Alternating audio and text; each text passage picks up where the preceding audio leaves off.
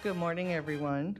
There is a copy of the Open Meetings Act located on the table outside as well as on our website.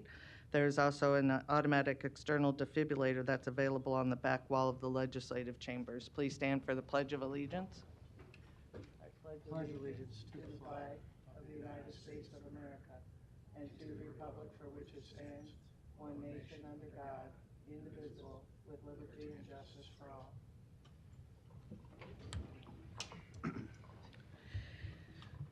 And if we might, before we begin our business, if everyone would just take a moment. There have been horrific events across our country in dealing with the number of mass shootings that we've had that have taken the lives of so many innocent children, adults, older Americans. And while it seems a little bit weak, I guess, to just offer our thoughts and prayers, I think it's a good place to begin and for us to really take part in the discussions that are going on across this country about the violence. And so with that, let's begin by just taking a moment of silence for all who have lost their lives, for their families, their friends, for their communities, and for our country.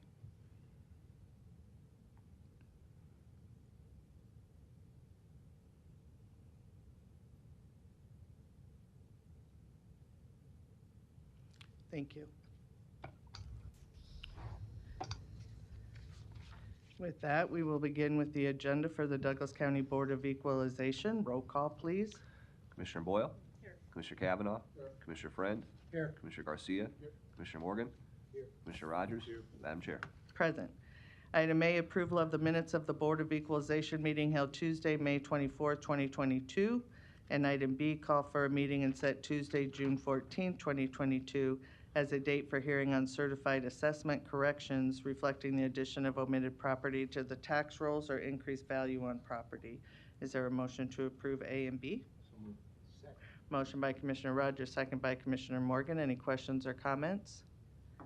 Please vote.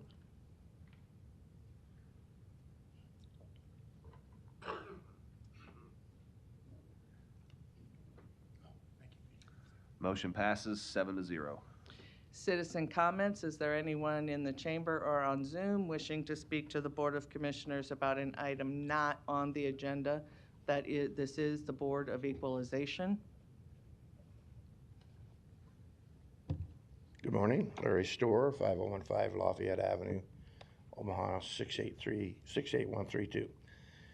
I haven't had time to finish my property tax protest, valuation protest, so I thought I'd start it here this morning by making a few comments about the common sense or the logic to the process. First of all, I resent the fact that out-of-state real estate companies can come in and buy properties at way over the asking price to steal it from people that do maybe intend to stay in Omaha.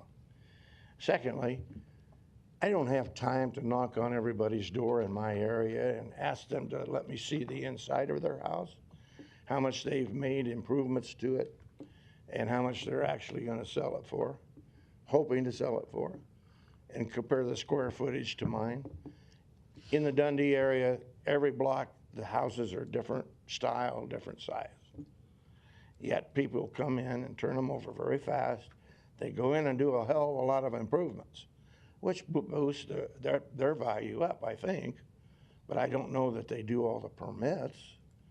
But see, that's not really fair to me who hasn't done that, because you're raising my property tax based on what they've done to improve that house they just bought. They haven't lived there for very long, and they may not stay there very long.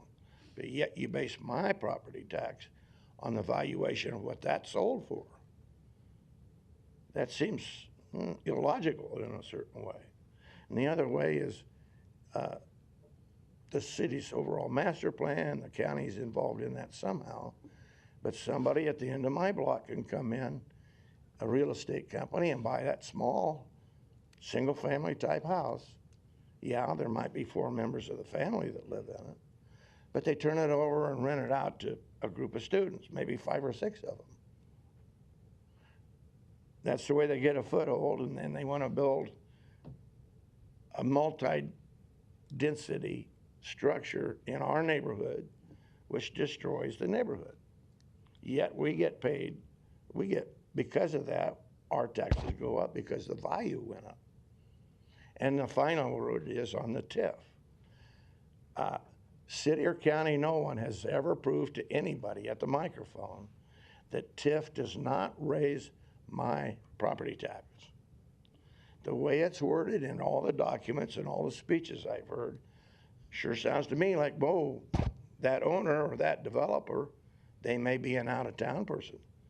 They get a break for 15 years. They're trying to go for 20, 25.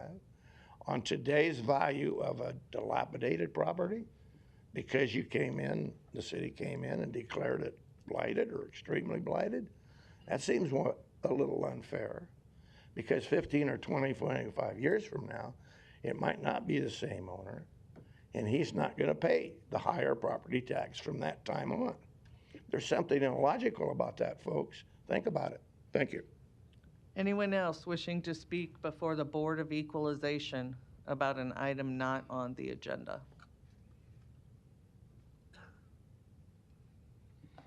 Good morning. Good morning. My name's Alan Seibert. I live at 5537 North 140th Street in Omaha. I was here before this Board of Equalization in April to complain about my tax valuation. Since then, I've been preparing to protest my valuation by continuing to research state statutes and comparable sales. The last thing I said in April was the DC assessor was violating state statutes by using cost of construction to value existing properties. However, even though cost basis is not appropriate when valuing a single property, statutes allow it for mass appraisal if it's applied fairly and equitably.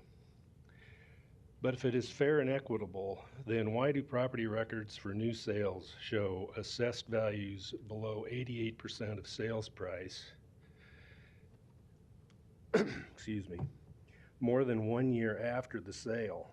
In some cases, more than 77% below. According to statute, it should be between 100 and 92%, preferably 96. In March, the DC assessor appeared before this board to present the state of the market. And during the state of the market presentation, the DC assessor said the target is 96%. Being below the required range is a loss of revenue for Douglas County is not fair and equitable.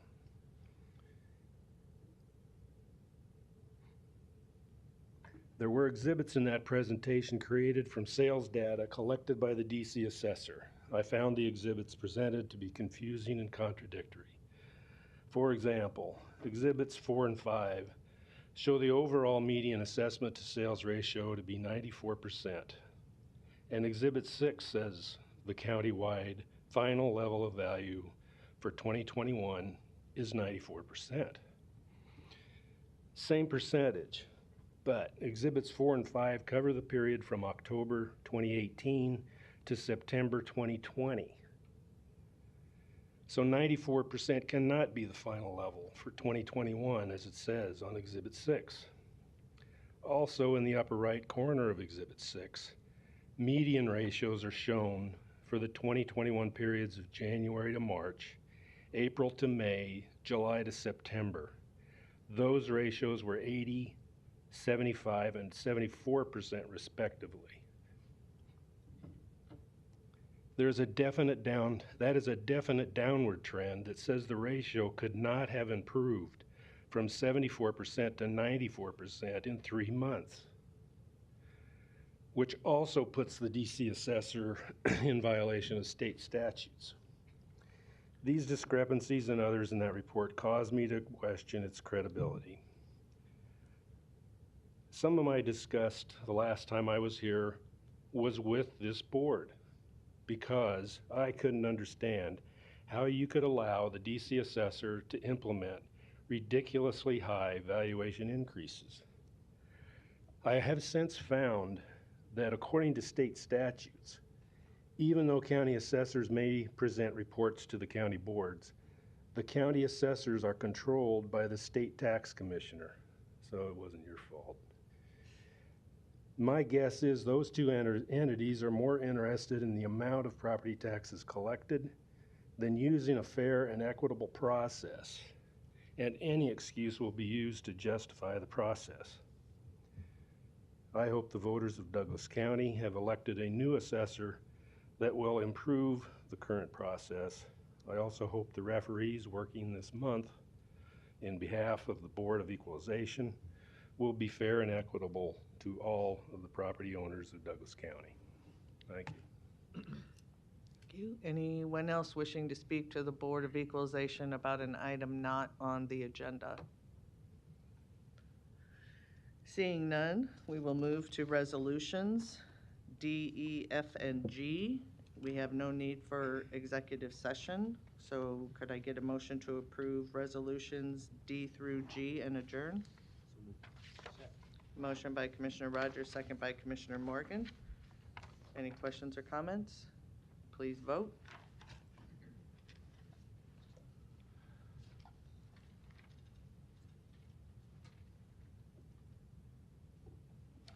Motion passes 7-0. We'll now move to the agenda for the Douglas County Board of Commissioners. Roll call, please. Commissioner Boyle. Here. Commissioner Kavanaugh. Commissioner Friend. Here. Commissioner Garcia. Commissioner Morgan. Commissioner Rogers. Madam Chair. Present. Item A, approval of the minutes of the Board of Commissioners meeting held Tuesday, May 24, 2022. And item B, approval of claims submitted for payment process through Tuesday, June 7, 2022. Is there a motion to approve A and B? Any questions or comments? Please vote. Oops. One moment, please. Thank you.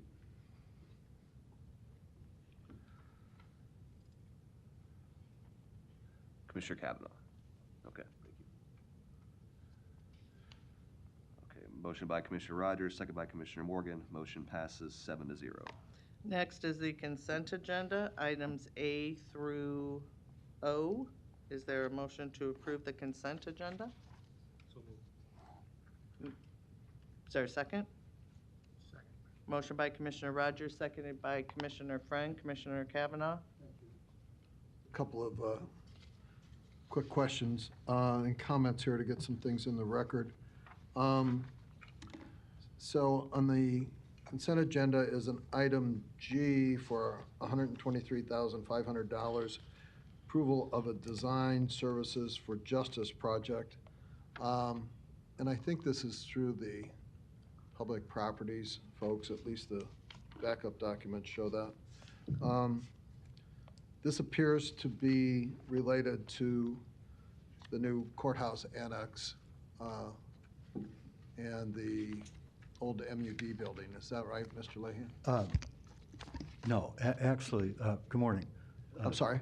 Jerry Leahy, Public Property. Yes. No, this contract, this design services contract is for the Justice Center project for furnishings. As you recall, probably a year and a half ago, the board approved budget items for furnishings, audiovisual, and IT. So we're engaging with them and have negotiated a fee to help us with those services for those three buildings. So it involves all three. And most of the furniture is the public furniture.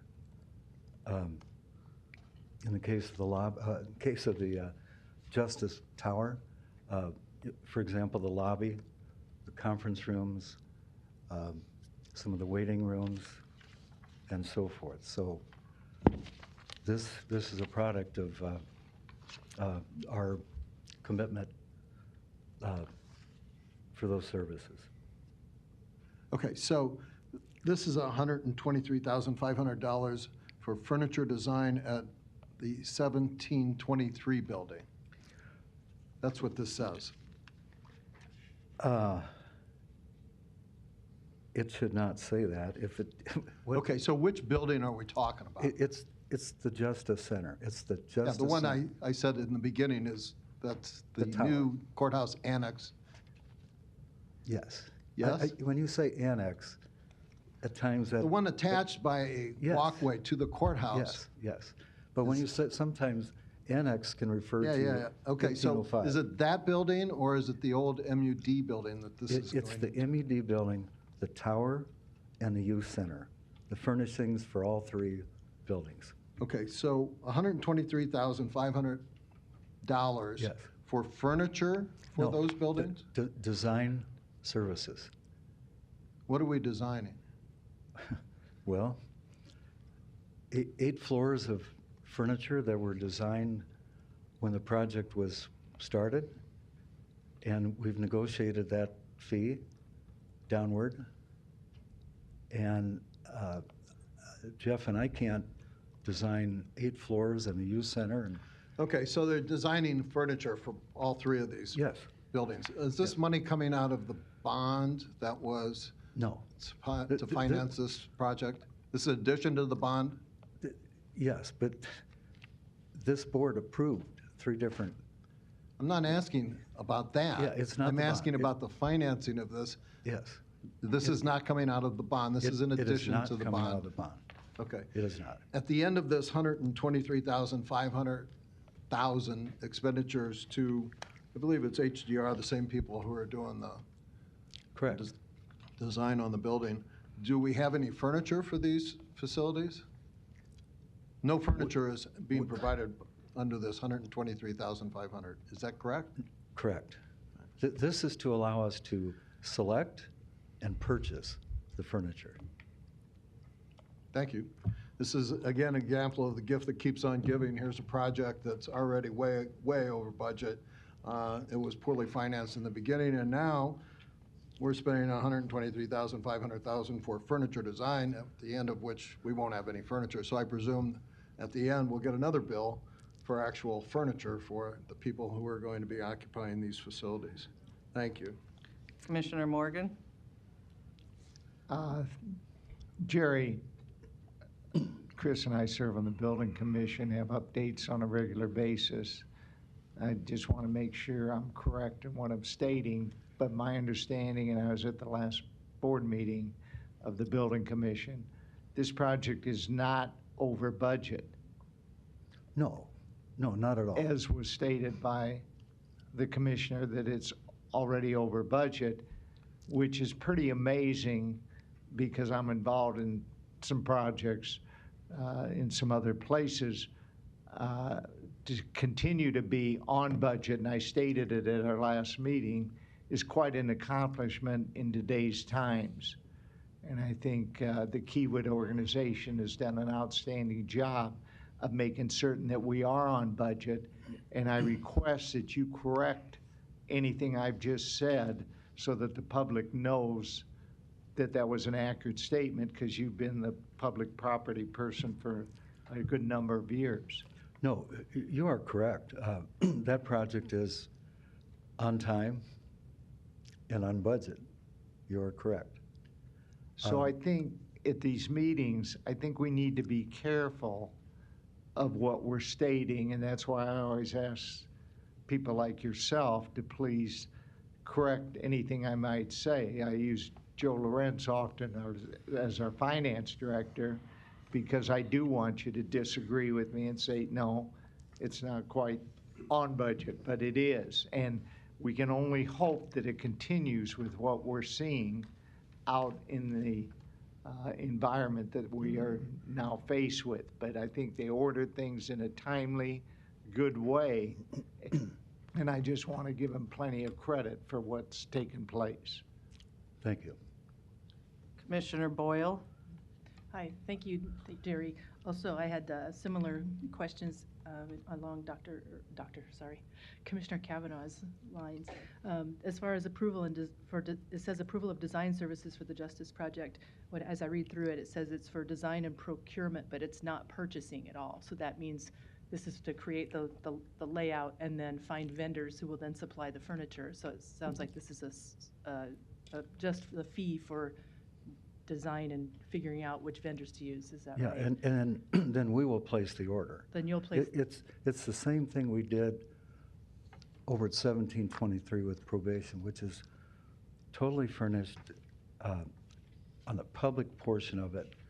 Anything in addition to that would have been purchased by probation through their individual budgets. Okay, and then it's just another question, and some of these I know were approved before I was on the board, so just for clarification for me, but these types of items, I know that HDR is the contractor for this. Was there any chance, or is there any opportunity to go out for bid? I don't know if $123,000 is a fair price for that service, or if we could get an interior designer who's an expert in this that would be able to provide the same service for a better savings than that. Well, again, they were selected, not by me to do the design of the project. In that design was the layout for furniture. So, there's office sizes, there's conference room sizes, and then there's suggestions and drawings for furniture, and that's what we're doing.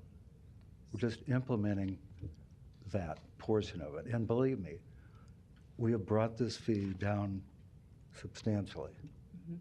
Yeah, I guess I'm just probably, for my other commissioner colleagues, if you could educate me on how much of that, just that piece of it, can pieces like that be taken out just to get different types of bids? So that's, I feel like, to be honest, I'm a little, like I don't understand a lot of the money that's going towards the building. So I think that's probably where my questions are coming from. So, right. Thanks, Jerry. Commissioner Kavanaugh? Thank you. On another item, just happens to be on the public properties thing, is item L, the resolution approving a collective bargaining agreement between Douglas County and the International Union of Operating Engineers Local 571 for the classifications within your department. And this is just to give public record to the approval that we're going to give to this contract for 3 years. In 22, a 3% increase. In 23, a 3.5% increase. In 24, a 3.5% increase. Yes. Right. Those folks in your department who are operating engineers, approximately how many are there, and what do they do, just so folks will know? Well, this contract includes carpenters, painters, and engineers. So the third grade engineers, we probably have 24 for all of our buildings. And, we have 2 campuses that are 24/7. So there's a lot of activity after 4:30. Right, and I got to say, having toured all the campuses and pretty familiar with the property that we have, they do a great job on upkeep, and I want to commend you and them for the great job that they do. They're hardworking folks. Thank you. Thank you. Any other items on the consent agenda for discussion? Commissioner Boyle?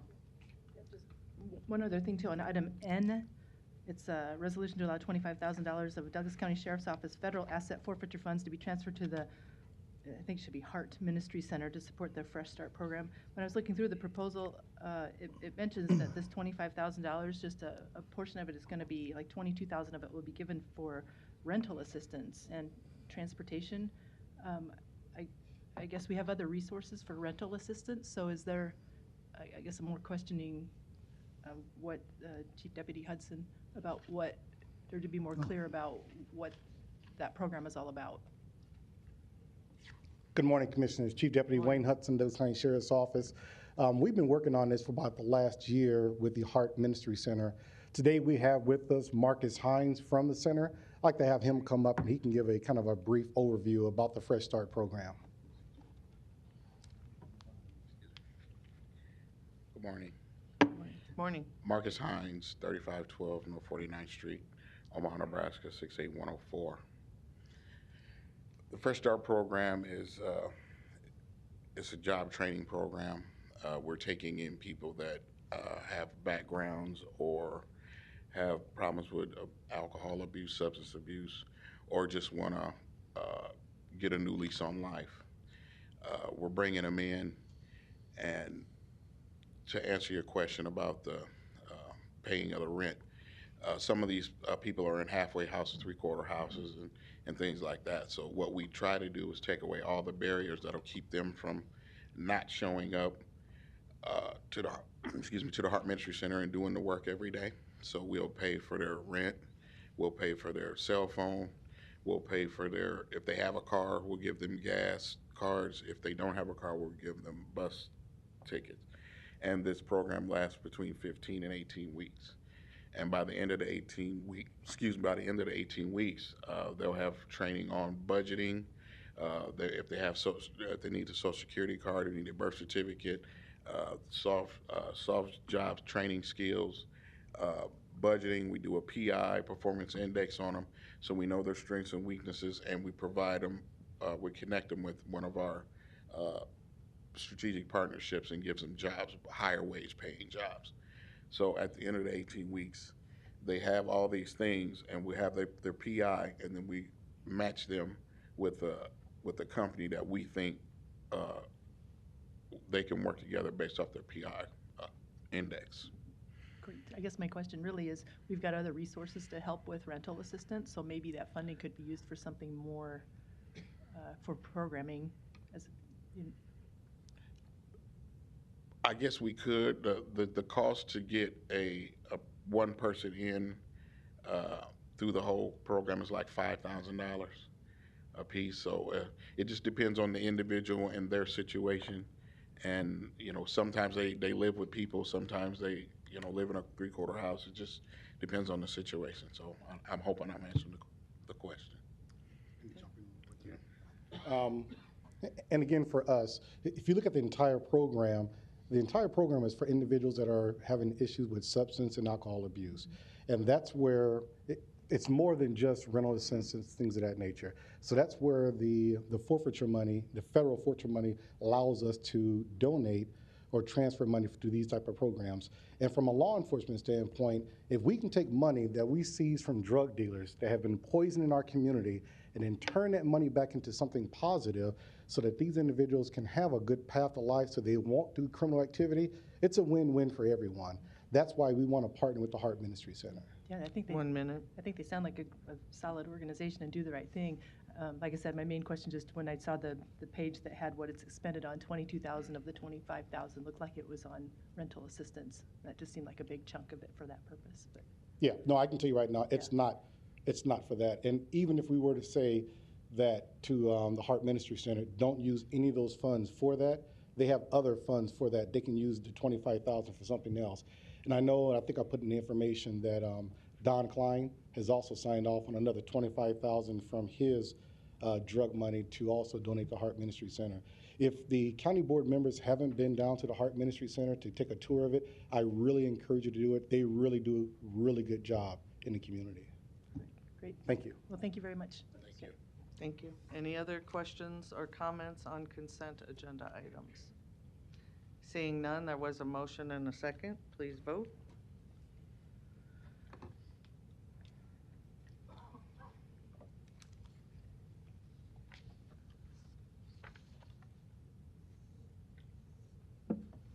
Motion passes 7-0. Next are some recognitions for county employees that are retiring. Are there any with us today? We have 4. The first one is Yumiko Tebasyashai from the Register of Deeds Department for 23 years of service to Douglas County. Also, Jolene Raddick worked for the Douglas County Communications Department for 20 years. Joyce Lowry worked for the Douglas County Communications Department for 23 years. And Anthony Jones, who's worked for the General Assistance Department for 30 years. These folks are all retiring. We wish them well, thank them for their service and dedication to their work for the Douglas County citizenry. And just as a note, the 4 of those individuals are employees that are leaving equate to 96 years of service to Douglas County, so that's pretty impressive. So we thank them for their service. Is there a motion to approve? So moved. Second. Motion by Commissioner Friend, seconded by Commissioner Rogers. Any questions or comments? Roll call.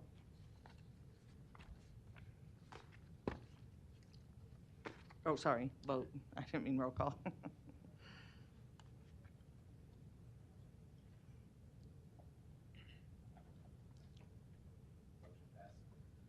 Next Motion is, passes 7-0. next is citizen comments. Anyone in the chamber or on Zoom wishing to speak to the Board of Commissioners about an item not on the agenda?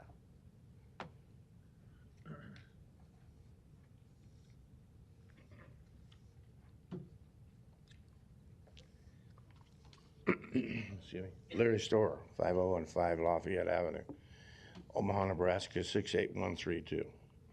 I have another protest this morning about rules, and I want to relate that as to why some of the rules are unreasonable under the Open Meetings Act or whatever. I want to relate it back to last week. I made some comments early on in the morning at the Board of Equalization meeting because I figured I'd probably get removed for them and I wouldn't get to stay for the day.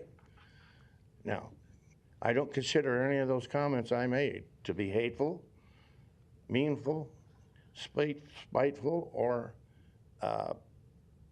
anti-Christian, or even anti-Muslim. I gave you evidence to that effect. Now, what's wrong with your rules? If any of you, including Mr. Aish, were offended by what I said because maybe they didn't understand it, perhaps you should have asked me some questions. Perhaps we should have had a discussion then and there. But no, you guys didn't have the guts to ask me questions, so maybe ask Dan to do that or make a comment after I was done, not while I was up there. Now, maybe you're being advised that by your attorneys. But I think that is technically a violation under the Open Meetings Act. Now, none of the people in the audience stood up to join in during citizen comments to complain or refute me or discuss me. None of the students, and not at all the professor. He chose to confront me later. I spent the whole day here. I was up on the 9th floor. At the end of the day, I come down, and the students have still had complete control of this building, apparently. They were lounged out around the door out here, so I thought there was maybe another meeting or another congratulatory celebration for them. Maybe rightfully so. But no, the doors were locked. There was nothing on the doors. There was nothing on the screen. So I took the opportunity to have a discussion, as some of the information I presented to you last week suggests that we do. And it was a fairly nice conversation. Unbeknownst to me, one of the young ladies that I did start talking with, when she did ask, reply to my question, if I offended any of them, may I explain why I said what I did? We were having a nice conversation, but the little professor, I think he said from UNO, College of Civic Engagement, came running up the stairway, the escalator, to interrupt that conversation and to tell me I could not talk with his citizens, his students. Yes, of course, I was offended. I raised my voice a little to him and I said, "You're interrupting my conversation." So what does he do? He wants to argue with me a little bit. I argued a little bit back. Then he went running down the stairs looking for one of your threat assessors, a deputy, a police officer. And on that basis, that police officer thought I should be removed. I was on my way down the escalator. He didn't ask me any questions. The little professor was still right there helping him push me out the door. Well, he didn't put his hand on me, but he was following me with his hand up. Wonder to know why I always get kicked out. I simply replied, well, because sometimes they don't like what I say. And sometimes I complain because they don't discuss it with me while I'm there, while I'm at the microphone. They don't have the guts. Thank you. Anyone else wishing to speak to the Board of Commissioners about an item not on the agenda? Seeing none, we will move to the first presentation. Our first presentation today is regarding mental health first aid at work training for county employees. And I did prepare some statements on this for you all. And I want to start off by saying today I am so proud that as a county we have made mental health a priority. And as county leaders, mental health issues have been a part of numerous discussions in our work for many, many years. And one thing we can all agree on is that the pandemic has exacerbated the mental health issues across this country, and yes, here even in Douglas County. Another thing we can agree on is that the pandemic has affected our employees. We believe they are one of our precious resources, and their well-being is important to us.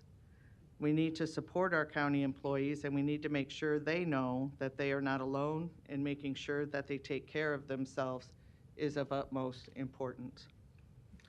At the beginning of the year, I was contacted by our National Association of Counties to have our county participate in a pilot project that they were engaging in with the National Council for Wellbeing to promote mental health first aid program to help counties deal with mental health challenges in their workplaces. And you'll hear from the director, Melissa Sedgwick, a little bit later, who led our pilot project here in Douglas County. But the mental health first aid training program, it basically educates participants on how to recognize mental health symptoms and signs of substance abuse, how to discuss these complicated issues in the workplace, and how to fight back against the stigma around mental illness.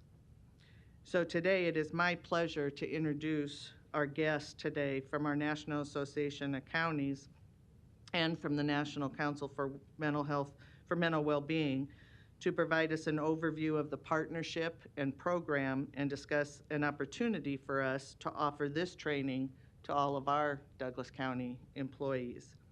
So this morning I welcome Brandon from NACO, Brandon Nashara, and that Brandon is the National Program Director of Technology Partnerships with the NACO Financial Services Corp division.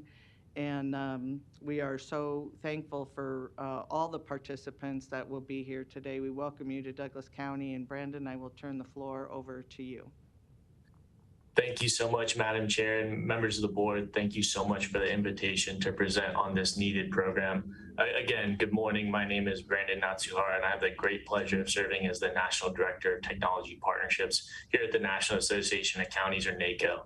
And as you all know, NACO is heavily involved with initiatives of delivering value-added and innovative solutions in the financial solutions space, technology, and here with the employee benefit solutions. You know, we just want to thank you for your continued partnership with the 3+1 program, as well as the program with the Professional Development Academy. And we also just want to thank you in advance for your participation on a pilot program and your further consideration of this needed program with the Mental Health First Aid Program. With this latest partnership with the National Council for Wellbeing, this is an intentional and very focused effort to really equip county workforce and their communities with these needed skills and knowledge to really combat this growing issue of mental illness. Just looking at stats across nationwide, you know, by the National Institute of Mental Health, nearly 1 in 5 adults will deal with a mental illness this year. And over the culmination of a lifetime, 50% of us will be diagnosed with a mental illness at some point. So this is truly a very widespread issue that we're trying to bring to the forefront and really address head on with this partnership with the National Council to the delivery of the NACO Mental Health First Aid Program. So with that, you know, in the context of, you know, in the wake of COVID-19 and with this great resignation, this program will help with the talent acquisition and retention issue that all counties face across the country, as well as hitting this issue of mental illness head on. And so with that, I would like to introduce our partner from the National Council for Mental Wellbeing, Jonathan Grau, who'll give a further overview of this program. And I invite you to please ask us as many questions as you can on this program, and we're happy to supply the best answer for you all. So thank you so much. Jonathan, it's all yours. Thank you, Brandon, and thank you, Commissioner Borgensen, for the invitation to speak today. Indeed, the eloquent opening statement and remarks indicate that we are facing a mental health substance use crisis, not only in our communities, but also among our employees and across various workforces. I'll draw your attention to the handouts. I'm not sure if the presentation is on your screens, but my name is Jonathan Grau. I'm the program lead for Mental Health First Aid at Work. I've been in this role for 4 years now and have experienced through my work with hundreds of private sector and public sector employers a rapid shift in emotional, psychological well-being at work. And I am proud to present a solution that we've had in the marketplace for a number of years that is demonstrating optimal outcomes and excellent results as it relates to employee engagement, collegial support, and focusing on knowledge, confidence, and skill when it comes to addressing some of the stressors in our work environments right now. Before I get started, I'd like to introduce you to the National Council for Mental Wellbeing. We are a nonprofit membership association here in Washington, D.C., founded in 1969. Our focus is on bringing affordability, access, and equity to mental health and addiction treatment and behavioral health support in our communities.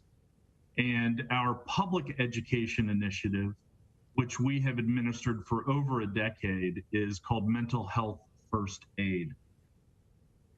Mental Health First Aid is an international program. It originated in Australia.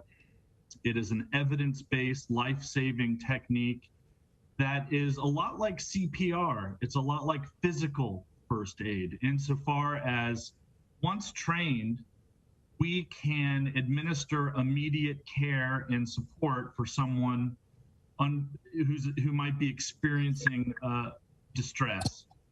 And as good Samaritans in our communities, we can choose to act when someone might be in need while we find professional care for those individuals.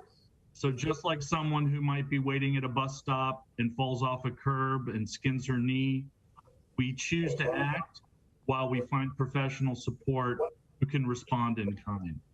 Who was behind it and what they were aiming to do. Could those on Zoom please mute yourselves? Thank you. The Mental Health First Aid at Work program was introduced to the marketplace a little over 7 years ago, and it takes the principles of mental health first aid that are delivered in our community, and it really focuses on the workplace specifically. As you know, there are employment laws, OSHA, ADA, and other accommodations that all employers must use to find accommodations and to find the best benefits and resources for their employees to use as it relates to mental health, addiction, etc. So mental health first aid at work is very much focused on the roles and responsibilities of the employer, of the manager, and is very careful about how mental health discussions are conducted in a work environment. Our adjustments to mental health first aid are in format and in context. First, context. We are very much focused on driving down stigma in the workplace, bringing some emotional intelligence, if you will, to the work environment, which is much needed now, and assuring that everybody who is trained in mental health first aid is resource aware and knowledgeable so that they can use their employee assistance programs and other employee benefits effectively. They're not providing care, they're not counseling, they're simply providing immediate support to a colleague in need. The format adjustments are suitable for work environment, and we've revised and adjusted our curriculum to meet the needs of employers so that our program is both based on learning objective and has very specific outcomes as it relates to the work environment. It's conducted in 4 hours of training. It's very concentrated and concise, and it's very effective. So what you are presented with today is a proposal that allows us to bring the mental health first aid at work general awareness training to Douglas County employees.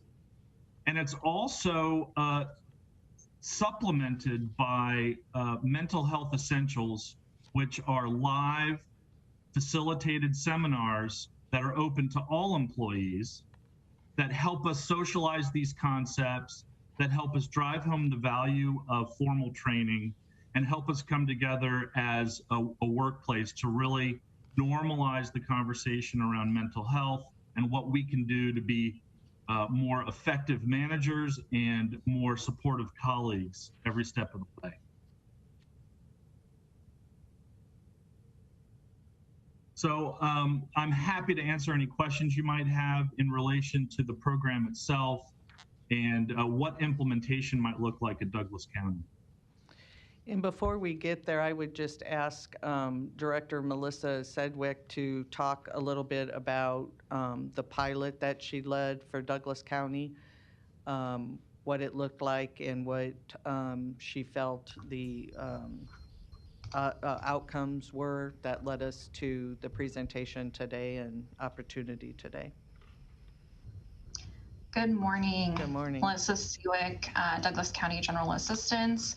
So I first off just wanted to thank all the commissioners and Commissioner Borgeson for bringing this opportunity to Douglas County. I was able to participate in the mental health work first aid training for NACO's pilot program. I've done a lot of trainings surrounding mental health over the last decade or so, but this training was definitely something that I have not experienced in the past. It was definitely a more focused on assisting your fellow coworker, and that's something I think is often overlooked. I felt fairly confident going into this as far as being able to help a client in crisis, but that level of confidence definitely was not there for providing assistance and support to a fellow coworker. This training really focused on the education and signs and symptoms and also risk factors for all of us to be aware of. And it gave us the tools and resources to support somebody in crisis. And I think there was a big focus on inclusivity and being reminded that even though it may not be intentional, that our language matters and we can be creating additional barriers to our fellow coworkers that are trying to seek assistance, need assistance, and that we're adding to the mental health stigma, which is something we definitely don't want to do. And so just, again, that awareness that we're doing it. And again, words matter. I really appreciated the step-by-step action plan to be able to assist each other and support somebody in crisis, as well as learning how to have the conversation that I oftentimes felt was really difficult. Sometimes it can feel like you're being intrusive, that you're overstepping, but just giving you the plan and supports of how to go ahead and have that conversation and being able to give, again, the resources and tools that are available. I feel a lot more prepared to be the director of this department to help my fellow coworkers with the support and resources, and even if it's a small crisis, a large crisis, and then being able to do so within my role and expertise. I think sometimes you feel like you need to do it all, or you can only help a little bit, it's not enough, but just knowing a little bit matters, and even just having a phone number to be able to provide to them is something, and you should go ahead and do that.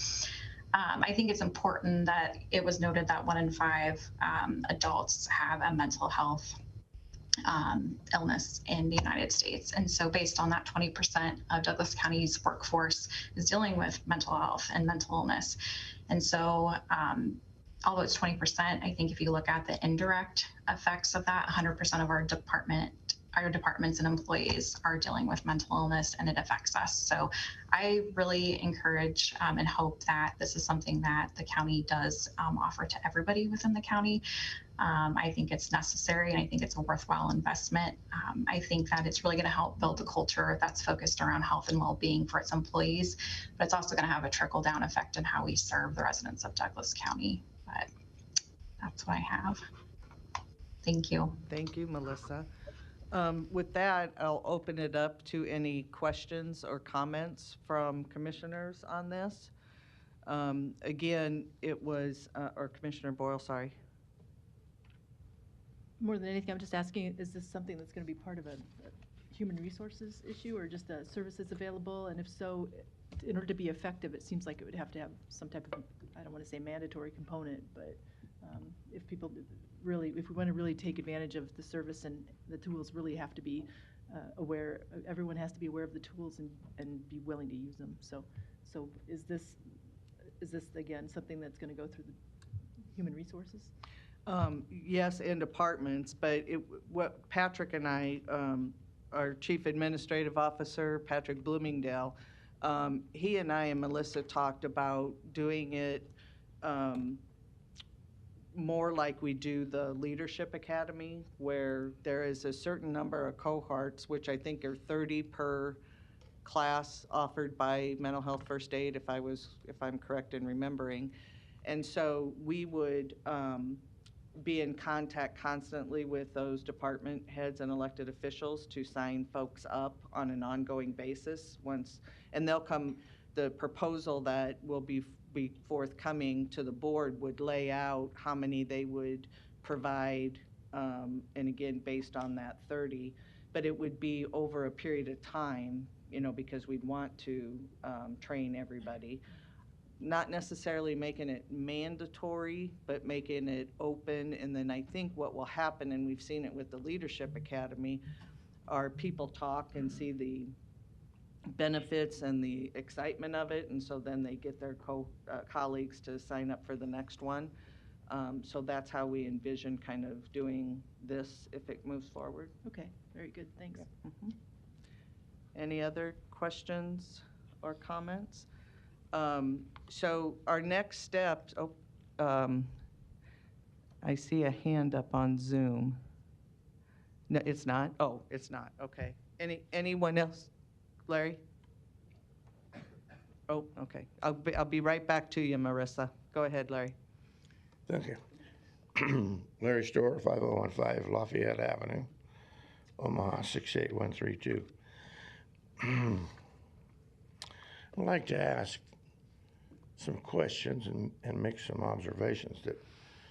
Do we have a real problem in the city and county employees, a rapid rise in mental health problems?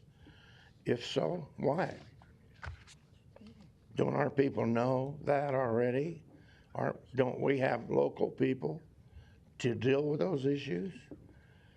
Here again, we're giving away our sovereignty at my taxpayer dollar to bring somebody in from an international and a national organization to train us to do something that we have people here in Omaha, Douglas County, that can do.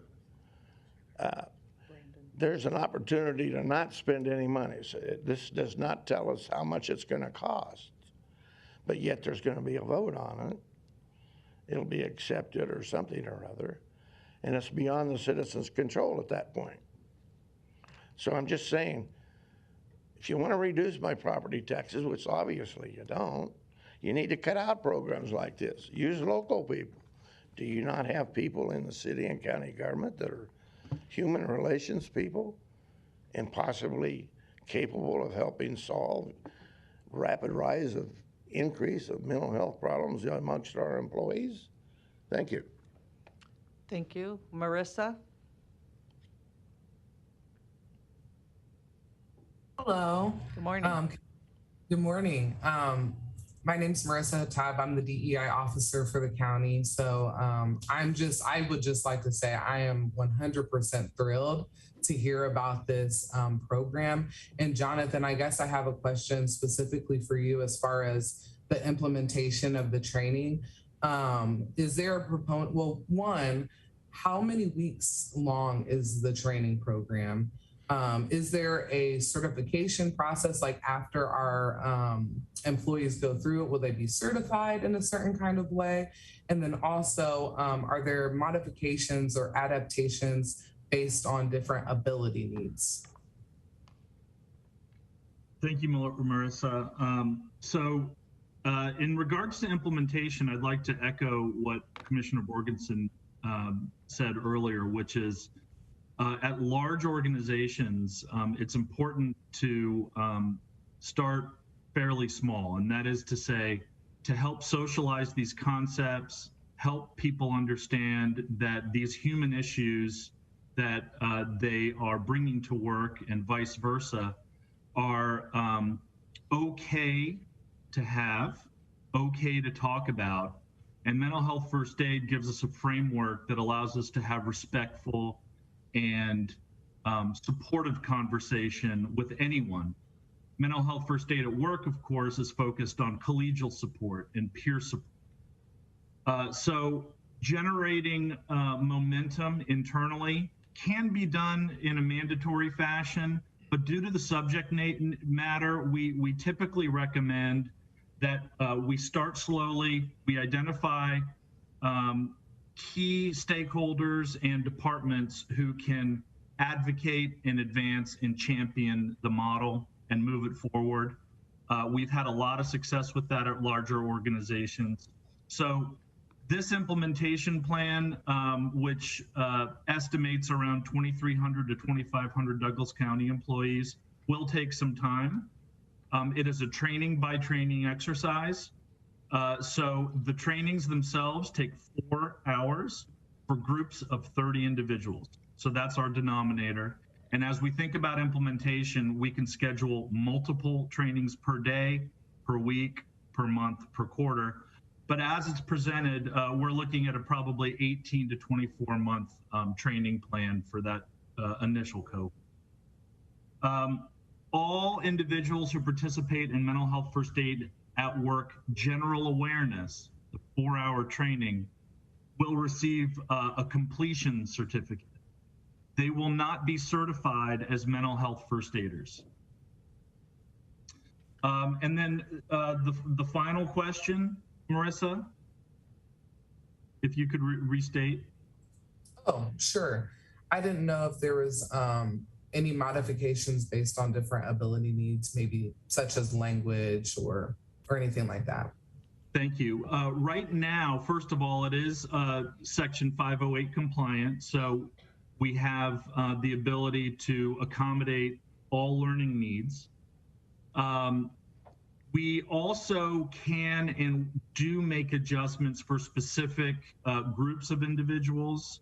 With a little advanced planning, we can absolutely make adjustments to how we facilitate in a classroom environment, whether in person or virtual.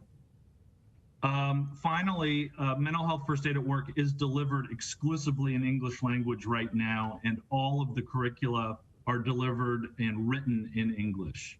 However, mental health first aid in the United States does have Spanish language attached to it, and should we have a Spanish language, Spanish-speaking cohort, we can plan for that in advance and make adjustments.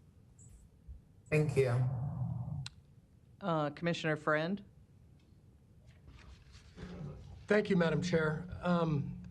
Brandon, Jonathan, thank you for the information. I wanted to ask you a couple of questions, and they might be, we might not have enough time.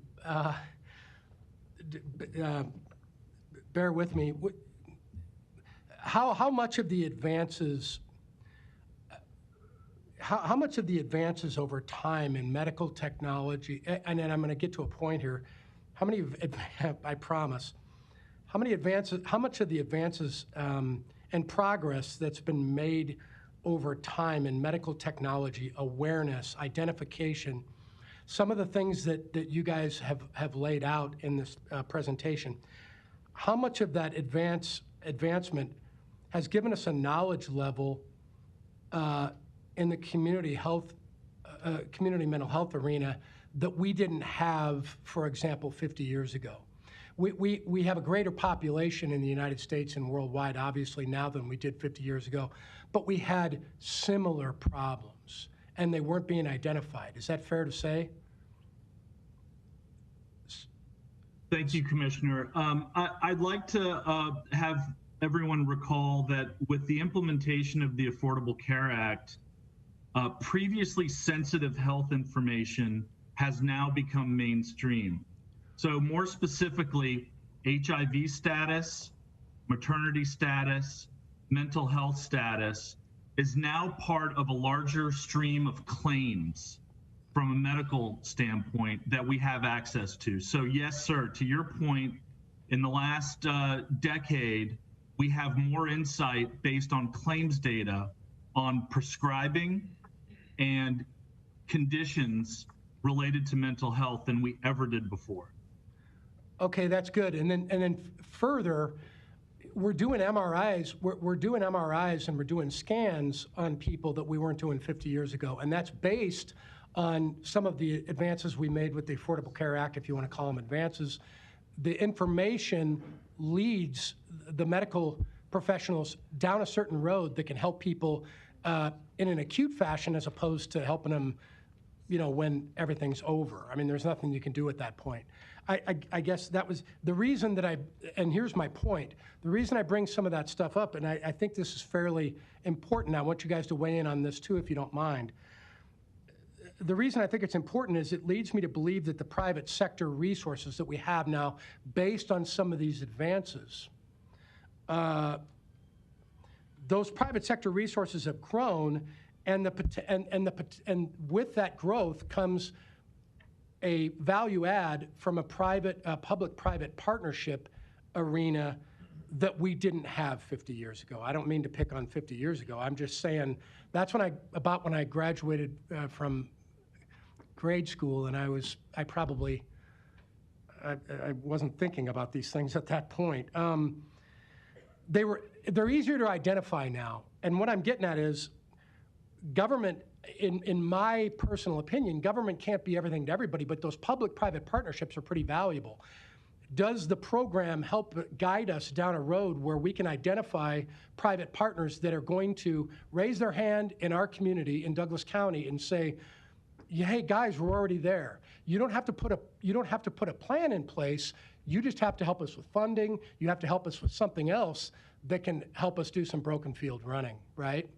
So when I go through the presentation here, I see all of that information being gathered, but do you have data that can help us with some of these local private entities that are already doing stuff that we're trying to mastermind, right? I hope that makes sense. It makes perfect sense. Commissioner, I'm pleased to say that the National Council NACO partnership is much broader than Mental Health First Aid at Work. So what we've talked about today is specific to Douglas County employees.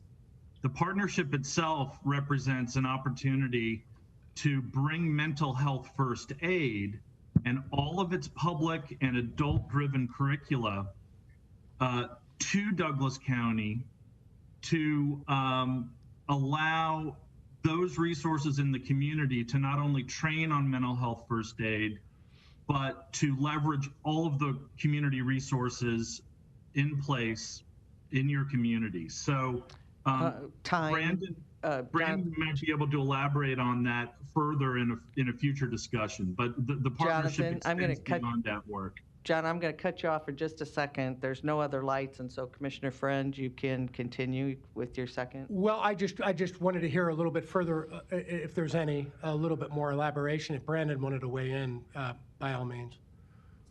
Yeah, I think, Jonathan can certainly provide you a list of the private partners that they're currently working with.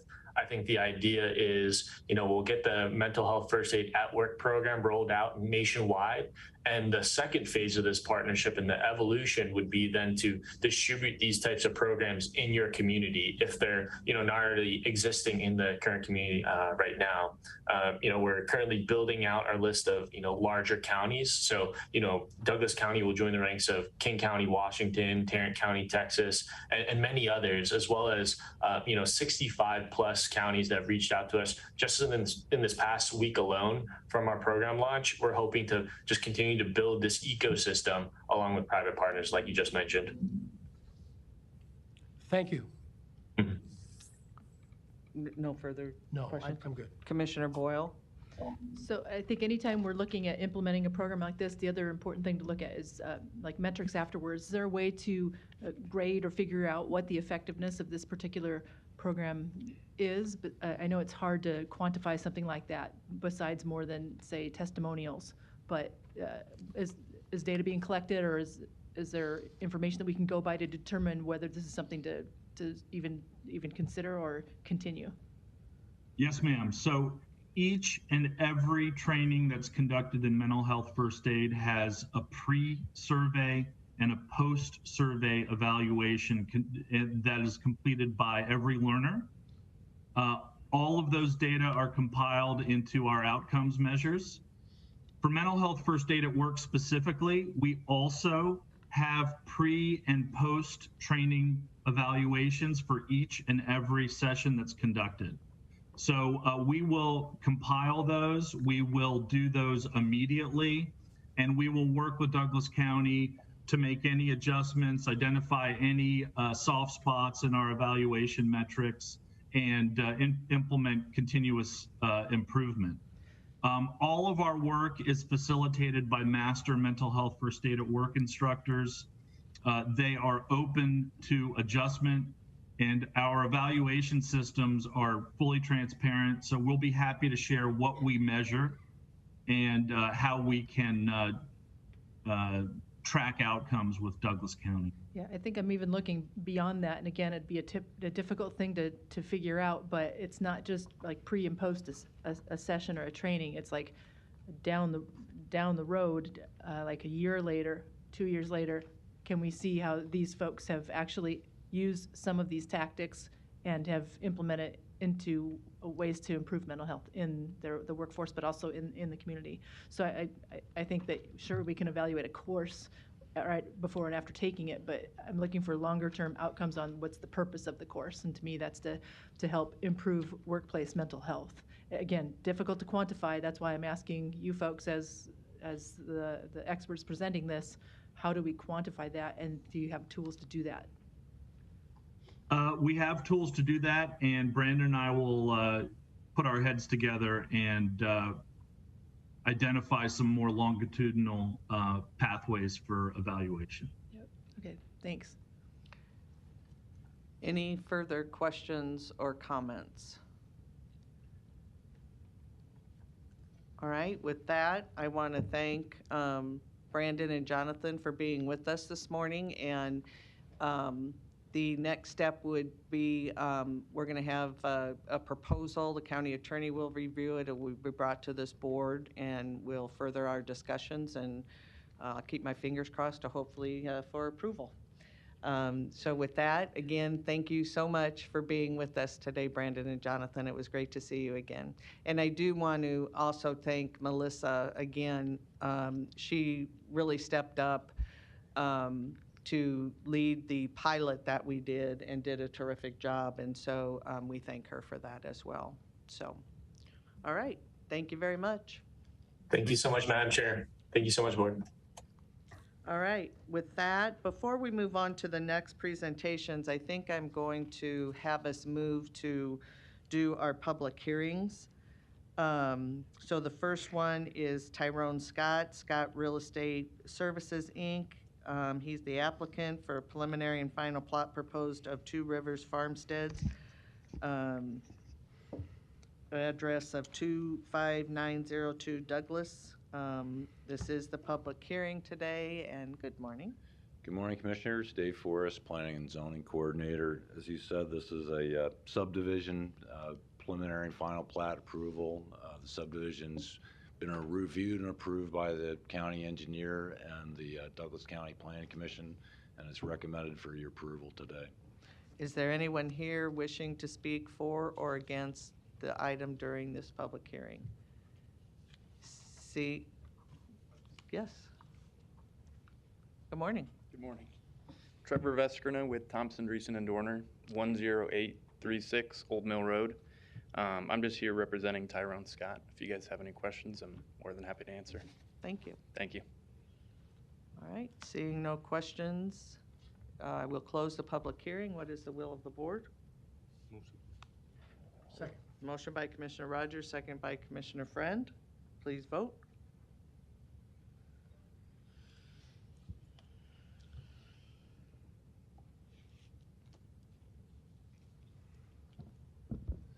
Motion passes 7-0. Next is item B, public hearing again for Tyrone Scott, Scott Real Estate Services, Inc. Again, for subdivision agreement for proposed Two Rivers farmsteads, address of 25902 Douglas Street. Good morning. Good morning, Dave Forrest, Planning and Zoning Coordinator. And this pertains to a subdivision agreement which essentially just provides for 2 outlots that have to be reserved from development. That's per our subdivision ordinance and our zoning regulations. All right, is there anyone here wishing to speak for or against? Seeing none, I will close the public hearing. What's the will of the board? Second. Motion by Commissioner Rogers, seconded by Commissioner Morgan. Please vote.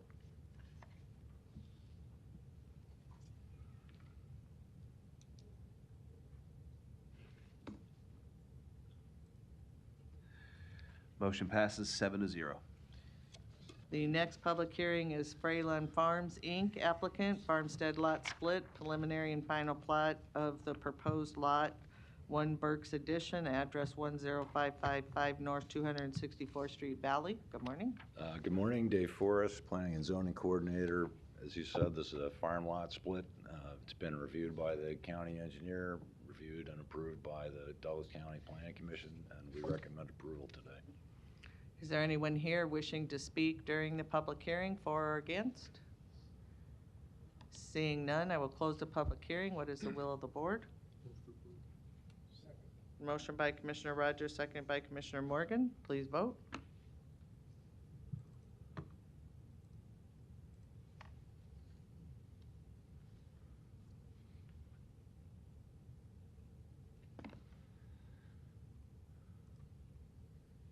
Motion passes 7-0.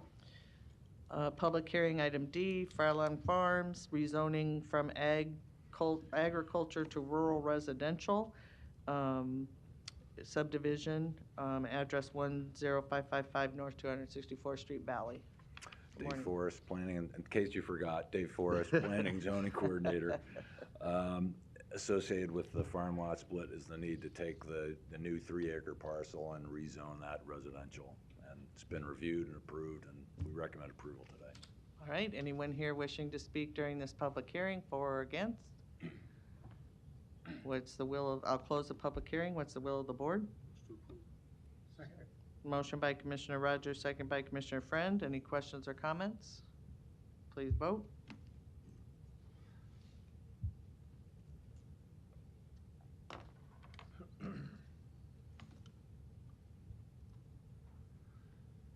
Motion passes 7-0. The next public hearing is a resolution to approve a special use permit to operate a major home occupation on approximately 1 acre of residential property, specifically firearm sales and transfers. Parcel 07298807002, address 10220 North 187th Avenue in Bennington, Nebraska. Good morning. Good morning, Dave Forrest, Planning and Zoning Coordinator. We had a Douglas County Planning Commission meeting, and this application was approved. I have the applicant, Quentin Erdman, here today to answer any questions, but essentially it's very similar to an application you heard earlier this year to transfer firearms through the home business, and it meets all of our zoning requirements. But I invite you to direct any questions to Mr. Erdman about the specifics of the business operation. Thank you. This is the public hearing. Is there anyone wishing to speak for or against this item? Good morning. Good morning, Quentin Erdman, 10220 North 187th Avenue, Bennington, Nebraska, 68007. I am here to answer any questions regarding my request for the special use occupancy permit. Okay, thank you. Any questions or comments? Oh, I'm sorry. Who's the I'm the applicant, so I am obviously supporting my own application, but I'm here to answer any questions that you may have. Okay. Commissioner Kavanaugh? Thank you. So, and I didn't catch your name, I apologize. Quentin Erdman. Mr. Erdman, tell me a little bit about what you want to do. This says major home occupation, specifically firearm sales and transfer. To give a brief rundown of what I would like to do, I would like to acquire a Class 3 license through the ATF, which would allow me to receive and transfer firearms. In order for that to be approved, any sort of transfer would have to take place on my property where the license would be registered to. And in order to do that, to have in-person customers, I need to have this major home occupancy designation, per my understanding from the county. So that's the reason why I'm here today. I understand that. Do you currently sell firearms? I do not. So this would be a new startup business run from your home? Yes, sir. And what kind of firearms are we talking about? To give you a brief background of myself, I'm a 12-year law enforcement officer. My intention is to acquire and sell firearms to friends and relatives for the most part. I don't intend to operate despite it being a major home occupation, that's not my objective. My objective is to acquire the Class 3 license so I can purchase firearms for my own personal use, but then also to resell them to a select number of individuals that have expressed interest in also using my services. That's not to say I would turn anybody down if they requested assistance for that, but to meet the requirements for the ATF, I'm going through the hoops. Sure. So do you have a day job in law enforcement? Did I hear that correctly? Yes, sir. What do you do? I work for the Department of Homeland Security. And what's your occupation with them? Immigration and Customs Enforcement. And you want to do this from your home as kind of a sidelight or something? A hobby, more or less, but I have found that there is the possibility to make some money doing that. So killing two birds with one stone, more or less, by satisfying my hobby and hopefully making a small profit. But because I do have a basically 6 to 4 job Monday through Friday, and I'm on call pretty regularly, this would be a very limited amount of effort that I could put into the home business. Yeah.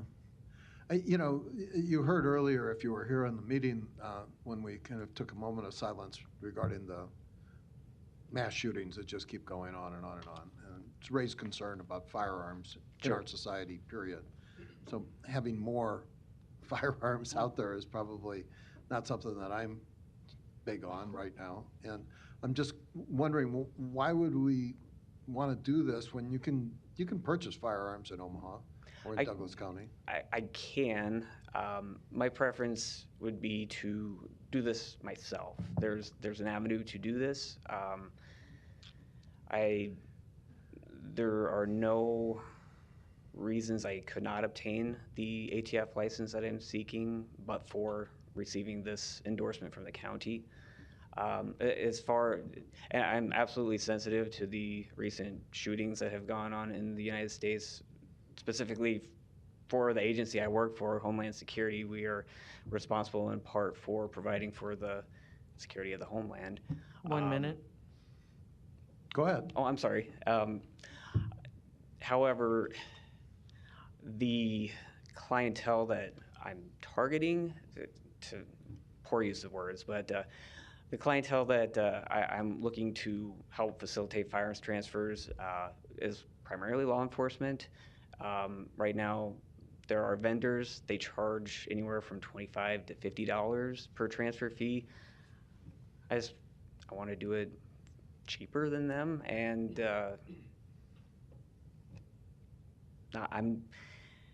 I would say the amount of firearms business that I will conduct is pretty low, but I want to make sure I'm doing everything the correct way. Okay. And we may run out of time. I'll come back real quick. Sure. I just want you to know, I hear what you're saying, and I have nothing against you personally or this idea. My concern is more Time. Commissioner Boyle? Yeah, thanks for coming to explain things. My question is actually for Dave Forrest. The Planning Commission approved this by a vote of 3-2, is that correct? That's correct. Can you tell me what their concerns were? The concern was the fact that there was no sort of time limit on the permit. It would exist as long as Mr. Erdman lived in his home, and they were kind of concerned about how it might evolve over time. Would it get... Can you move the microphone? Oh, I'm sorry. There was concern that there was no time limit on the permit. The permit would exist as long as Mr. Erdman was in the home and he had the business operation, and the business operation could evolve over time and involve more customers, potentially more firearm sales, and there was not going to be necessarily an effective way for us to monitor that. Was there any type of resolution or suggestion as to how that could be, or I guess that's probably not their role to determine how that could be remedied? I'm sorry, could you repeat that? I couldn't hear that. Was there any discussion as to how that particular problem could be remedied? No, there was really no discussion about it. We had two commissioners who voted no, and Mr. Erdman asked them for an explanation, and that was the explanation they gave, and that was the end of it. Okay, and then a couple more questions for Mr. Erdman too. As far as the types of guns, are they going to be all access? I mean, all the AK-50, all the AR-47s, I mean, any and all guns? Is that what's going to be in the business? I put in primarily for transfers. There are several law enforcement only programs. That's mostly what I'm interested in, why I'm trying to acquire the ATF license, because there are vendors in other states for certain brands that don't sell to law enforcement officers in Nebraska.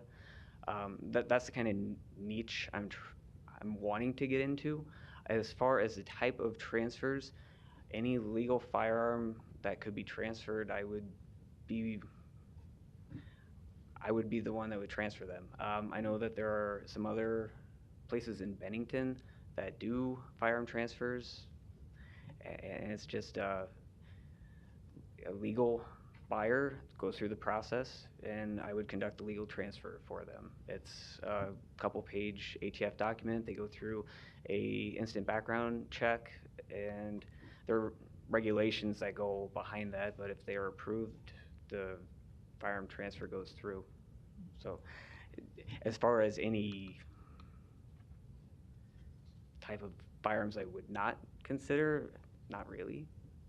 Okay, and then is there, I think part of this that concerns me is this is at your residence. Is there a way this could be done at a business? I don't have a business, and I don't intend to have that much revenue where I could support an actual physical place to conduct the business. Again, this is mostly a hobby, but an opportunity for me to make some extra money. Yeah, I have a feeling it'll turn into a big business. So anyway, okay, that answers my questions. Thank you. Yes, ma'am. Any other questions or comments? Dave, so this is a special use permit. Correct. And the two commissioners that pose some concerns, those items of concern could be taken back to the planning board to put conditions on this permit. So there could be a timeline, or it could be a review process, or whatever we want it to be because it's a special use permit, correct? There could be conditions that are placed on the approval, yes. Okay. And you could put conditions on Mhm. the approval today. Right, but I guess by proper procedure, we would send it back to the planning board to consider, but, we don't have to, I get that. But I don't have the full permit in front of me to be able to determine what those conditions might be that we would discuss, so anyway, I mean, I too, I understand it's perfectly legal. I understand your law enforcement. But I do have some pretty high concerns of the type or just having it in a residential area. And in these guns, weapons, whatever you want to call them, in a residential home, and that transfer taking place there. When there was discussion at the planning board, did you talk about, I mean, say somebody gets off at midnight off a shift, are they going to be coming to your house and doing a transfer of weapons at that point? Sure. Thank you, ma'am. Again, I work 6 a.m. to 4 p.m. almost daily, with the exception of the weekends. I also have 2 children and a wife, so my time is best spent with my family. There would be, I would say, a few hours in the evening, maybe between 5 and 7, that I would be able to facilitate these transfers, and that would be it. I go to bed by 8:30 most days because I'm up at 3:45, so my phone's going silent unless I'm on call. I'm not going to be doing transfers outside of those hours. Quite honestly, any 7 o'clock comes and it's time for me to put my kids to bed. So that would be my cutoff time. I also have to provide a list of hours to the ATF as part of the license or application. And right now, I've listed 5 to 6 as the time that I would conduct the majority of the transfers. And then going back, I don't know if you have issues with physical security of the firearms. I recently built this house, and I'm sorry, do I need to stop? Okay, I recently built this house where I have the firearm, my current personal firearms. They are stored securely underneath the porch. It was dug out. It's all concrete with 1 minute. Oh, okay. With a steel roof and a steel door. The only person that has access to it is myself and my wife, and inside of that I have another safe, which is where I would plan to store any firearms before I completed the actual transfer. Thank you. Commissioner Kavanaugh? Again, I'm just trying to get a feel for this. You're in Bennington, is that right? Yes, sir. Is there a place to purchase firearms in Bennington? The pharmacy in Bennington does some firearms sales, and he mostly does transfers. Okay. I guess it's kind of like the perfect storm time that you came to us with a firearm request. That's a fair point. Again, I want to emphasize, this has nothing to do with you personally. I mean, I'm sure you're a fine, upstanding member of the community, and working for Homeland Security, does give us some security, and thank you for your service. It's the firearm question, and the county board doesn't have much control over firearm policy in our community, but the little that we do comes in situations like this, which frankly is kind of unique. I don't think I've ever seen an application like this before. What we do get are applications for other uses of properties in our zoning jurisdiction. For instance, if you wanted to start a bar, you'd have to get approval or at least sign off from a bunch of your neighbors in order to qualify for that kind of approval. And I don't know that occurs here. And I'm just saying, we're trying, I guess, to be super, super sensitive and careful in light of what's going on in our society, which is frankly unacceptable. I mean, these mass shootings are unacceptable. And so in order to do what little we can to maybe address that situation, which I think you probably share our concerns, you're in security, and so it's the security of our community that's concerning here. Would it be something that maybe we could entertain to go back to the planning board, as one of my colleagues has indicated, and maybe put some requirements on here, like you talk to your neighbors and see what the neighborhood sees? I mean, what would you think of something like that? That's certainly your prerogative, and obviously I want to get the permission of the board to continue with this because Right. the ATF license will be denied absent this occurring. I will say all my neighbors receive letters, and I know I've spoken with the immediate neighbors to the north and south of me. And it's hard to describe my neighborhood in particular. It's very rural compared to what you would think of Bennington. I live on a 1 acre lot off a gravel road on a dead end street, so there's very little actual vehicle traffic down there. I don't even have sidewalks in my area. Right. So I don't think you would receive any pushback from my neighbors, and they were all given the opportunity to attend the planning commission meeting. I think I've denied a permit too. You Those know, on Zoom, could you because please that mute planning board- yourselves? I didn't know this. Sorry about that, go ahead. No, you're fine, and I do apologize, whatever rant I was on, I have lost my track, but, Well, before we run out of time, I just want to say that my inclination today might be to, if I had to vote yes or no, to maybe vote no, but if we could, maybe refer it back to the planning board. I don't know if that's a possibility administratively, if that can be done. Yes, and fortunately, we have the right man here to answer that question. I don't think I'm the right man.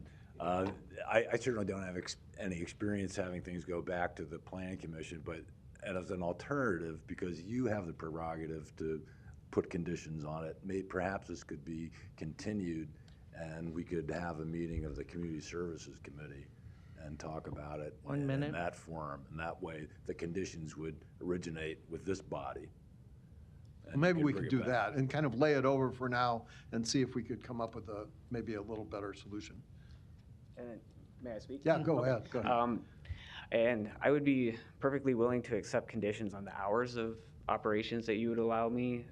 Again, I have a family and a life outside of this hobby that I plan to do, so if you'd like to restrict me to a few hours, maybe during the week, and I guess I would prefer to have a few operating hours on Saturday, as I would imagine that might be more conducive to conducting business, but I'd be certainly willing to accept those conditions. Well, maybe we can lay this over for, further discussion and see if we can come to a resolution on this. Sure. Commissioner Rogers? Thank you, Madam Chair. I guess, my proposal would be if we could hold it over, just keep the public hearing open. And I would say 4 weeks, because I have a lot of questions that I'd like to ask legal counsel, just to what Commissioner Kavanaugh said. I've never seen anything like this, and there's a lot of ATF questions I would like to have. I'd like to really get a grip on the full breadth and depth of the power that we have to this, and be able to really feel comfortable in the space with it. So if that would be my recommendation. Okay, Commissioner Morgan? Oh, sorry, wait a minute, Commissioner Garcia was before you. Thank you. Thanks for being here and taking our questions. Just a few quick questions, not to prolong the conversation too much, but also I think a few points here that are not necessarily redundant to what's been asked already. For the general public that may not be aware, and even for myself, can you briefly describe who or what is the ATF and exactly what is the license you are seeking? What does that allow you to do, and who can seek such a license? Because it sounds like you're not a business, so any individual can seek this license. So those two quick questions. Yes, sir. ATF, alcohol, tobacco, firearms, and explosives. They don't use the E in their name. They just go by ATF. I am specifically interested in a Class 3 license, which would allow me to conduct firearm sales and transfers. There's a form, I think it's ATF form 4473, which any purchaser would have to complete. At the end of the completion of that application, I would submit the answers to the ATF, and they would do a background investigation on the individual to find any disqualifying convictions, or if they're subject to any sort of Lautenberg Act, or I guess Nebraska doesn't have any red flag laws, but in the event that they would adopt those would become part of the background investigation. And then I would conduct the transfer. Right now, my understanding of how the businesses that do this operate, they charge between $20 and $25 per transfer. You can only ship firearms to a registered federal firearms licensee holder. In the past, I have held a curio and relic license, which you can have shipped directly to your residence, a firearm that's considered a relic, which I believe is over 100 years old. So anybody can apply for that.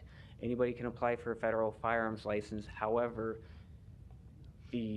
after my interview with the ATF, you have to be engaged in commerce. That is their standard for granting a license. And my plan would be to engage in commerce, but a limited amount, because this is not going to be my full-time job. My full-time job is what I do, and then my family. So since you are required to engage in commerce, is there a reason why you're not seeking any kind of incorporation, even if it's like a sole proprietorship, an LLC, anything like that, just to be on the record of who and what you are? Sure, I haven't, and I will say I also have a NRA instructor's license, and I just acquired that just to get it. I have only ever put on one concealed handgun course in the 4 years that I've had the license. It's more or less just something I like to do.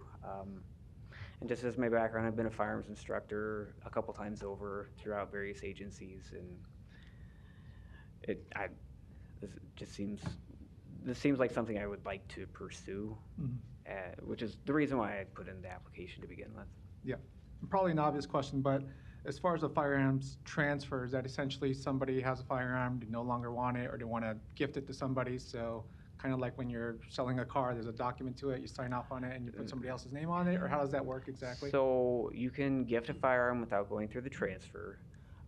Mine would be through internet commerce. If I had a friend or a law enforcement officer that wanted to buy a firearm from an online broker, those online brokers can only send it to a federal firearms license, which I would hope to be. That firearm would be shipped directly to me. I would then complete the transfer paperwork, assuming they passed their background investigation, then we could complete the transaction. That's how it would work. 1 minute. Okay, got it. Very good. Like my colleague, Commissioner Rogers, and I'm sure others, I have a few other questions in mind that I'll withhold for now.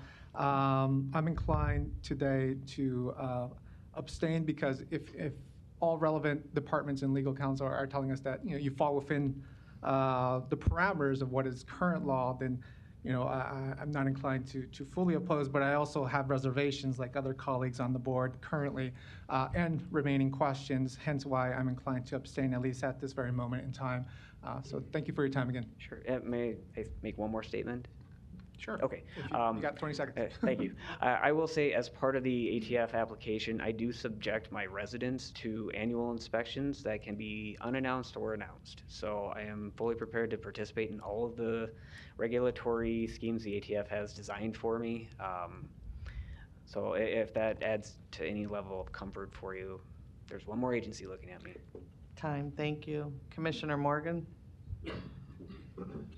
So on a Saturday, someone, if you're open for that 2-hour period, someone could come there to possibly purchase a gun? Sure, and I'll say I don't have any immediate plans to have an inventory or even a showroom.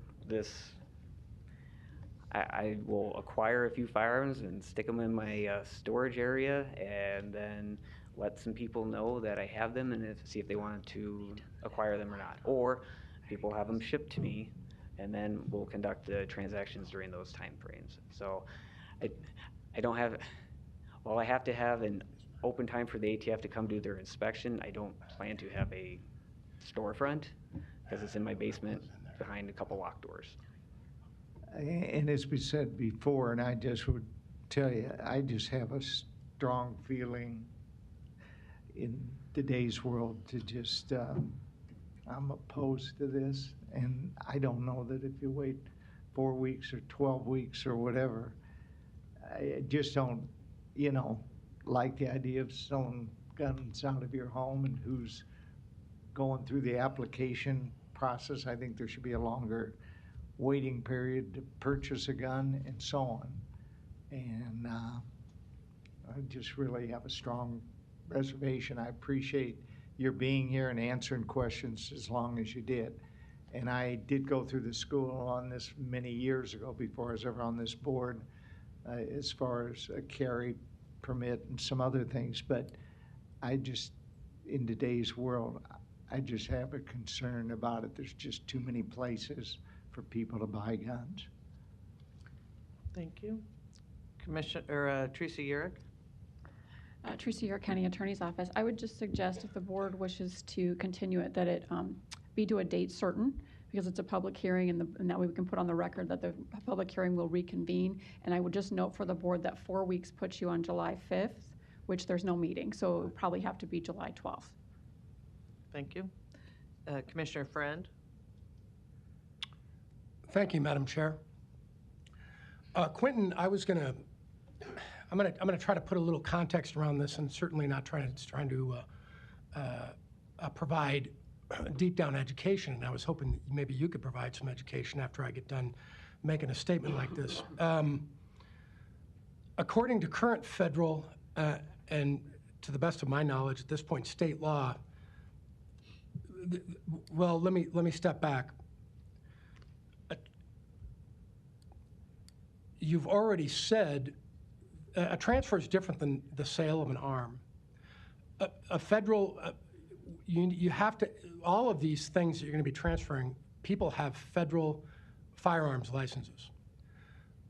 You're essentially either transferring this to another person who has a federal firearms license, or they're going to require one, or they've got the paperwork in to require one, and then the arm is, the weapon is being held until that license is approved. On a lot of occasions, that would be the case. I guess what I'm getting at is a transfer of a firearm is a paper trail. It's a federal paper trail, and the ATF is actually implementing that federal law and that paper trail. So what we're essentially doing is saying, if this particular person wants to get a firearm transferred, there's probably 12 or 15 or 20 places in Douglas County where the person can actually do that if they can't get you to do it, if you don't get the approval to do this under this circumstance. They'll go to 88 Tactical, or they'll go to some other organization and get the firearm transferred. I guess I'm going to try to wrap this up by providing this final piece of context. What you're here to do is something a lot of other people are doing. You just don't have, what we're trying to decide is if you can do this on your property. If we decide that you can't, what is a person that's going to transfer a firearm, a law enforcement officer or somebody else, that's going to federally transfer a firearm, are they out of options? And I already laid that out. No, they're not. They're going to get that firearm transferred. We're not selling and buying firearms under these circumstances. Is that correct? That sale's already been made, is my point. You're transferring the federal firearm license. I will say there are law enforcement programs that I would like to get involved with where they would sell the firearm directly to me as the FFL holder, and then I would turn around and do resale for just those firearms. But those are for law enforcement, like Blue Label Glock is you can only sell to certain professions. That's kind of the subsection of the law enforcement firearms industry I'd like to get into. But you are absolutely correct on everything else. I am just the paper trail to the end user at that point. They've already acquired the firearm from somebody else. They send it to me. I complete the final leg of the paperwork and hand them the firearm. So Quentin, let me give you an analogy. Let's just say real quick that there was nobody in Douglas County doing federal firearm transfers. Here's the analogy. Are we that naive to believe that a firearm is not going to be transferred? My guess would be it's going to be transferred, and we're not going to know about it. I want to know. 1 minute. Am I wrong? Is this a paper trail that the feds and the ATF are actually tracking? If a weapon leaves your premises, the ATF and the feds are tracking it, right? All of those records I have to retain and submit to the ATF on a regular basis. So it's contact tracing for the firearm sales. That's how the ATF knows how a firearm gets into somebody's hands. They follow the paperwork until they find out who the end purchaser is. My goal was this. I've got about 20 seconds. I heard this. Ernie Chambers said this a long time ago, and I remember it. Tough cases make bad law. Tough situations and tough cases make bad law. Public policy needs to be made based on a rational, deliberate thought process that doesn't take specific tough cases and blows good law out of the water. Thank you, Quentin, for the time. Thank you, sir. Quentin, I'm going to apologize up front for this question because, again, it may seem unfair. I don't mean it to be, but as stated at the beginning, you know, we're in a very peculiar time in this country, and certainly in Nebraska as well, in Douglas County. You stated that, yes, as Commissioner Friend said, there's going to be these transfers, but that this does allow you to also engage in commerce. And by law, you have the right to do that as it sits, as the laws sit today. The law also today allows 18-year-olds to buy AR-15s. Hypothetically, if you were in possession of an AR-15 and an 18-year-old came, again, law allows him, her, to buy that firearm,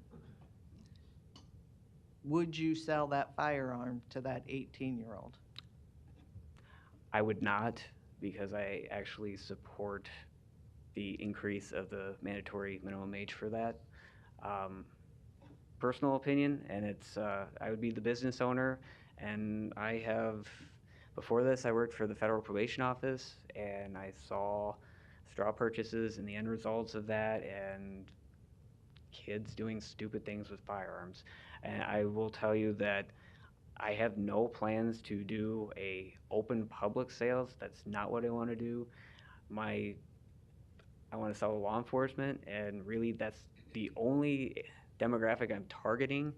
But just to be fair and equitable to everybody and try not to subject myself to a lawsuit, I would maintain the ability for somebody to seek out my assistance for that, to facilitate transfer. But I have no plans to sell to kids. That I don't want to do that. I appreciate that answer. And again, I don't mean to speak for the whole board, but I believe that we all support the Second Amendment, and we all support people have the right to bear arms. But again, we're policymakers, and we're hearing what, 85, 90% of our country's people want when it comes to laws or rules or regs on guns. So I think that it would be a good idea, and actually what the conversation that we've had, I still have a lot of questions myself about really what the whole ATF thing. I do appreciate that you're just looking at law enforcement individuals per se. But I would also appreciate more time to really look at whether or not there's certain conditions we can put on the special use permit, which we've done on just about every special use permit that we get, and to engage in further conversation with you on this, because I'm not ready today to vote yes on it. So I just think we need some more time. Sure. All right, that's fair. I would encourage you, if you have any sort of questions, please feel free to let me know, and I will try to get the best answer I can for you for the next time if you wish to meet. Okay. I'll extend an open invitation if you want to swing by my house and see kind of the setup I have. You're more than welcome to. I think it should satisfy any sort of physical security concerns that you have, but I understand that you're thinking of the grander picture or the larger picture of more firearms in the community, which I appreciate. What I'm trying to do is start a small business. Right. No, and I appreciate your willingness to work with us on this and to also offer us to be able to come and take a peek at it. I just ask for a day's notice so I can clean. Yeah, so you can be up and awake, right? Okay. Thank you for that. With that, are there any other questions or comments during the public hearing on this? There has been conversation that, again, we'll go ahead and, after I close the public hearing, have a motion to lay this over for 5 weeks and have a community service committee meeting. Commissioner Boyle? Okay. So again, anyone else wishing to speak during this public hearing? Madam Chair, just I'm not going to close it. Okay. I'm going to, right? Attorney, I'm not going to close it. We're going to keep it open for 5 weeks, but have a community service committee meeting. Okay, so with that, then I do need a motion, though, to lay it over for 5 weeks and have the community service committee meeting. Commissioner Rogers made the motion. Commissioner Boyle seconded it. Please vote. Give me a minute here. Thank you.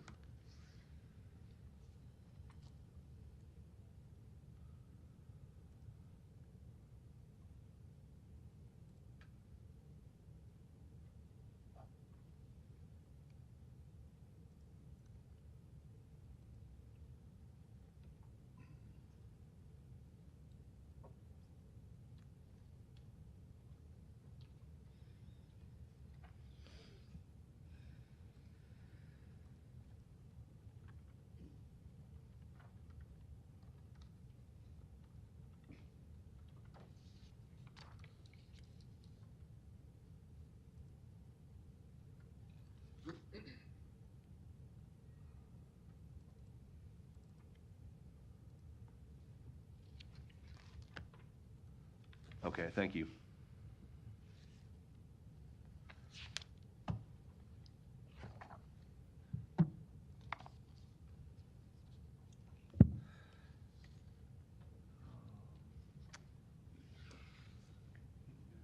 Motion to lay over 5 weeks passes. Commissioner Friend abstains. Commissioner Morgan votes no. All our commissioners voting yes to lay over.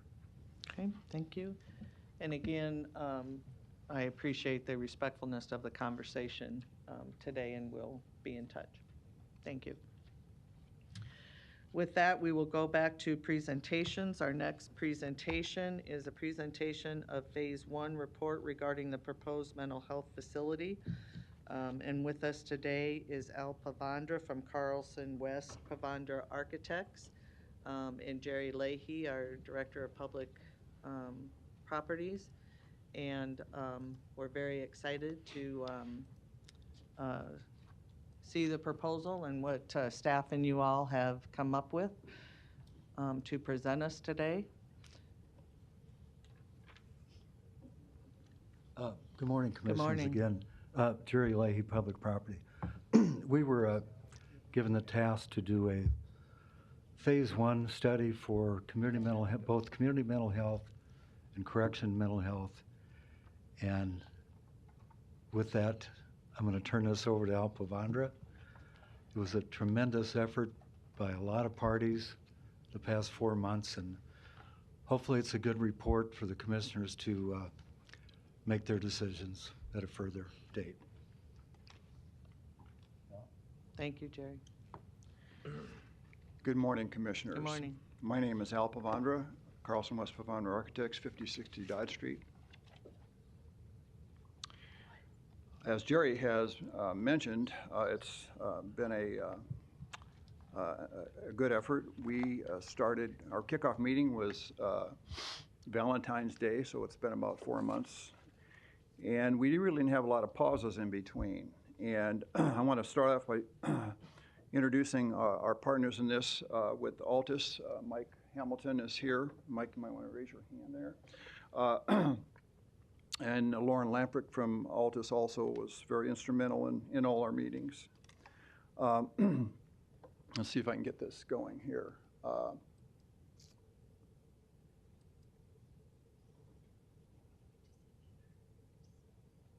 me try the other one. Okay. You're going to have to bear with me also because I just had cataract surgery, so I can see, I got one good eye today, so I have to read from my agenda also. Acknowledgements.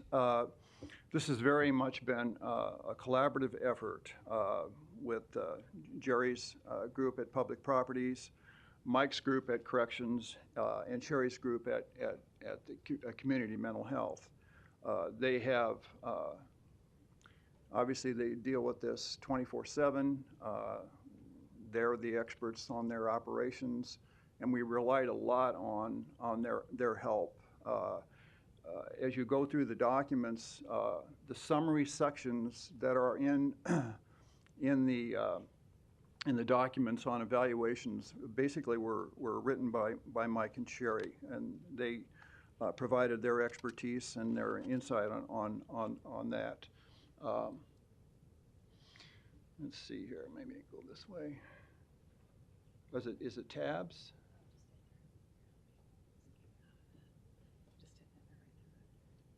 Okay, sorry. Okay, so today's presentation is an executive summary of that document, and this has all the sections that we have in the document, as well as I'm going to talk about maybe a little bit more of a summary operation. Our marching orders when we started this 4 months ago was to come up with a model program. We're not coming up with a final solution at all, but it's looking at your operations and coming up with what's the best practice today for mental health as far as facilities go. And to do that, we had to go back and say, okay, well, what are you doing today? What are you doing at the health center for mental health, and what are you doing at corrections? And what's good about it? What's the deficiencies? And to come up with a model program, we need to understand what you're doing and how that evolved. Going forward, if you decide to go forward with developing a facility, there could be a phase 2, and we'll talk about that as we get into this. Again, the process, I want to keep emphasizing this. It wasn't Al Pavandra and Mike Hamilton and Lauren Lamprecht coming up with this. We really had infused in this Mike and Sherry's operations, as well as Public Properties Insight on their facilities. So let's talk about the health center. The health center was built about 92 years ago, and Douglas County got a grant about 1970 to put a mental health component into that hospital, and they renovated a portion of the second floor. About 35 years ago, in 1987, there was a major renovation of that facility, and so the mental health, as it kept growing, the needs of the county, the top floor turned into an inpatient facility. I'm not telling this, most of you know all this. And there's 2 8-bed facilities on each of the wings, and then also on the main floor, there's the outpatient, both the day treatment and the outpatient center. And again, we'll get into that analysis a little bit. On the Douglas County Correction Center, That's been built over three major components. Back in the late 70s was the original replacement building that was built. In 1987, there was an addition, mostly for dormitory, and then 18 years ago, you had your last addition. Mental health has grown since then. Mental health impacts on jails has grown there. There is an infirmary in there, but that infirmary is very tiny compared to how this facility has grown. You've got 1,450 capacity, more or less, inmates in that facility. You've got kind of a tiny infirmary, and generally there's no really specific plans to address mental health. And we'll talk about how that is impacting that facility right now. So the purposes and objectives of what we tried to do is we tried to evaluate the existing facilities, try to define the space needs for going forward, what would be the best for both corrections and community mental health, and what are the best practices that are involved today, and then develop options. And we started out with an option. We said, let's take community mental health and correctional mental health, let's create a co-located facility. And as we had our discussions, we kept saying, maybe we ought to look at pulling those apart as you have them today into separate locations. And let's compare that to having a co-located facility. So we tried to do that during the course of the study. Let's see if I can hit the right button again. Okay. So in part 2 of your document, there's a lot more information here. We have tables looking back 5 or 6 years for both community health and corrections mental health. What have you done? How many mental health inmates or patients have you seen? And where are they in these categories? There's all kinds of categories. There's, like I mentioned, inpatient, outpatient. There's all kinds of programs that you have in the community mental health. As you look at that information, it's been pretty steady on the inpatient. It's actually declined recently, and a couple of reasons for that. One, you had a ligature construction on that 5th floor that closed it down. You had you mentioned today COVID-19, and also you've had struggles like a lot of businesses do of getting staff, proper staff. So that's kind of affected that population on the community mental health. And it also had the same effect on the corrections. Maybe because maybe detox wasn't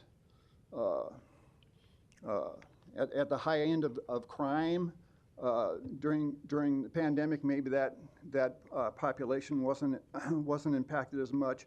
But your extreme acuity and your high acuity have really blown up in the last 5 or 6 years.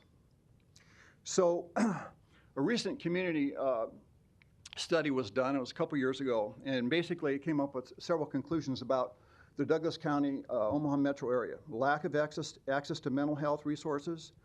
The jail is serving as the largest local mental health facility in state. Lack of mental health practitioners. Majority of the population suffering from mental illness are untreated. We heard today that it's 1 out of 5. Well, 1 out of 5 in Douglas County is 100,000 people. So the majority of mental health patients or people needing treatment are untreated. And then the other thing that I've noticed, my wife volunteers, homelessness is a big deal. And homelessness is increasingly leading to incarceration because of maybe some incident that happened. The police have been called to a business, and they, where do you put this guy or gal? You put him in jail. Okay, so analysis of community mental health spaces. So looking at the 5th floor. Let's see if my pointer works here. So you've got this, it goes out. The big U shape on the right side, you have this in your document also.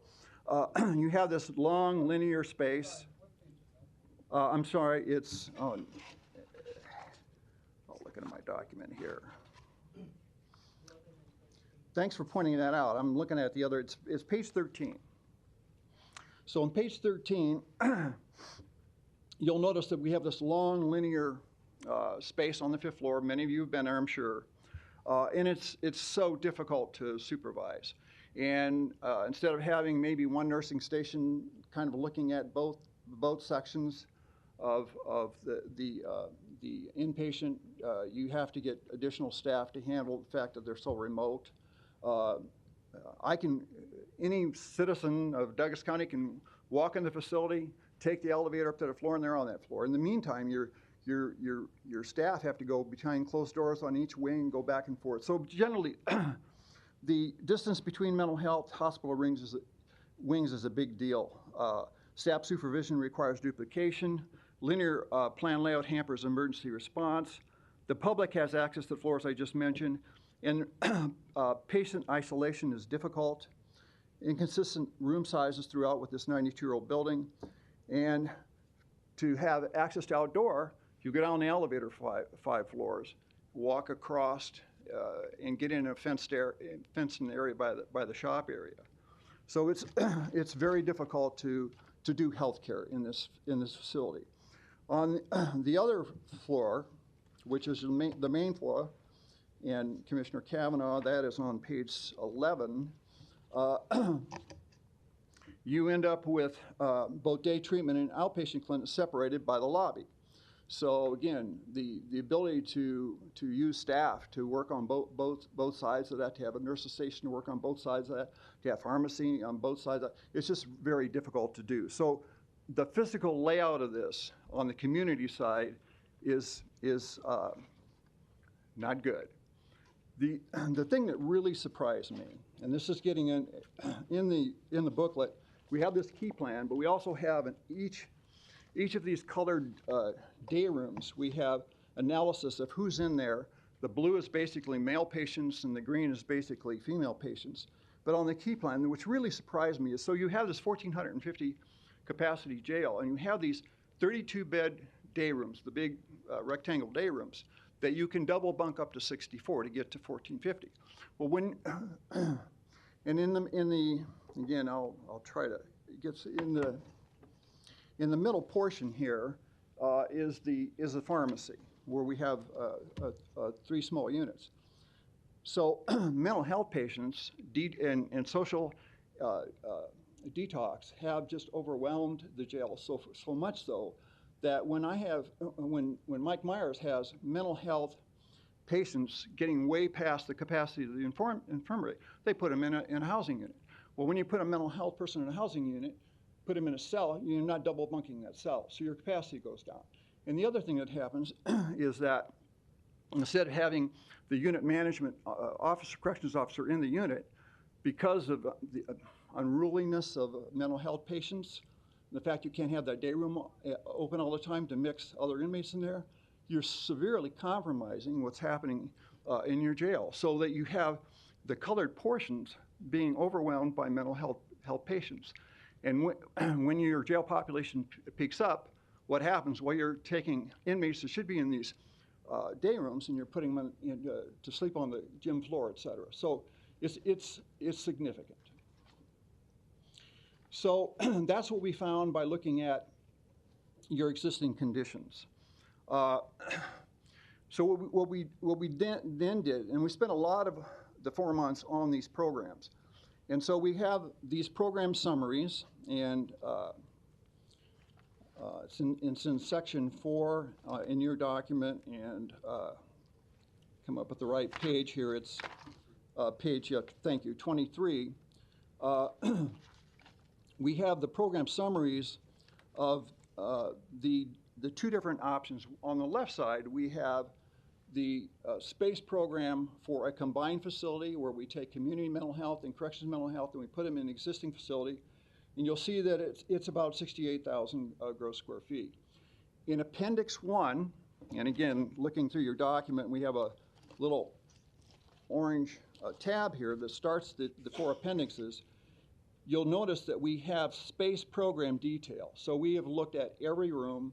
We've sized every room, but we put square footage on every room. This is in close consultation with both community and corrections and mental health as to what we need, what are the deficiencies that we're currently living with, And then also looking with Altus is what's the model program? What do other facilities have that they put in these current facilities? So you have on the right side, we have at the top, we have the community mental health program in an ideal model facility, and then we have a corrections, so that if you decided to put them in 2 different locations, you'd have that square footage. And so you add those 2 together, and those equal 83,000. So why is that 83,000, the other 68? Well, we've duplicated everything. Think about food service, think about lobby, think about building support, think about all the things that you need just to keep the operation going. We're duplicating, there's no sharing. So that's why there's a big difference. Okay, so let's talk about special design considerations and best practice. So this little diagram here, it's on page 27 in your document, looks at three components. One is clinical excellence, operational efficiency, and care experience. And so on clinical excellence, creating a positive healing environment. And in your booklet, which we're not showing here, there's just a lot of examples of living space, living areas, of patient rooms, of blue calming rooms, et cetera. So just trying to show what's happening today in new mental health facilities. So creating that positive healing environment is a big part of clinical excellence. And then operational efficiency, we talked about what you don't have. What you don't have is you don't have a lot of sharing. You're spread out, you're separated, you don't have a lot of staffing to be able to address different levels of care and treatment. And that gets into tailoring experience zones to accommodate individual needs. And the other thing that we've added in Appendix 2 and 3 are some other ideas which add to ensuring a care continuum. One of the things is, and it's in Appendix 3, is having and it's a small component that you could add into these programs, is having a holistic center where you can bring in outside practitioners to come and help when your mental health, either patients or inmates are leaving and they're going into society. You're not dumping them out the door. You're creating a way that they can, apply for a job, or having some other agency to monitor them as they're going out. So that's a care continuum. The other thing that we look at on Appendix 2 is if you're doing this combined county mental health facility, what would it take to put social detox here that you have in the Hope Center? And you may not decide to do that. You may say, that's going to stay where it's at. The cost to incorporate that into a new facility is too much. But we did look at it, and we did put a cost to that. It's an option that you may choose to do or may not choose to do. And then on the next sections that we have, and again, within your documents, you have a lot more information of examples, but generally looking at what makes a good facility today from a mental health care and treatment perspective. Some of the building attributes are staff efficiency, reducing travel through long circulation. Look at your 5th floor of the health center. That's something we don't want to do. Allowing for easy visual supervision, living rooms that staff and patients can interact with in the same care area, and then locating support spaces to be shared by separate functional areas. And again, we'll get into in conclusions about staffing efficiency and how the building layout can lead to that. Therapeutic aesthetics, familiar non-institutional materials with cheerful colors and textures, emphasizing natural lighting and views to nature, and that's really, really at the top of any new facility today.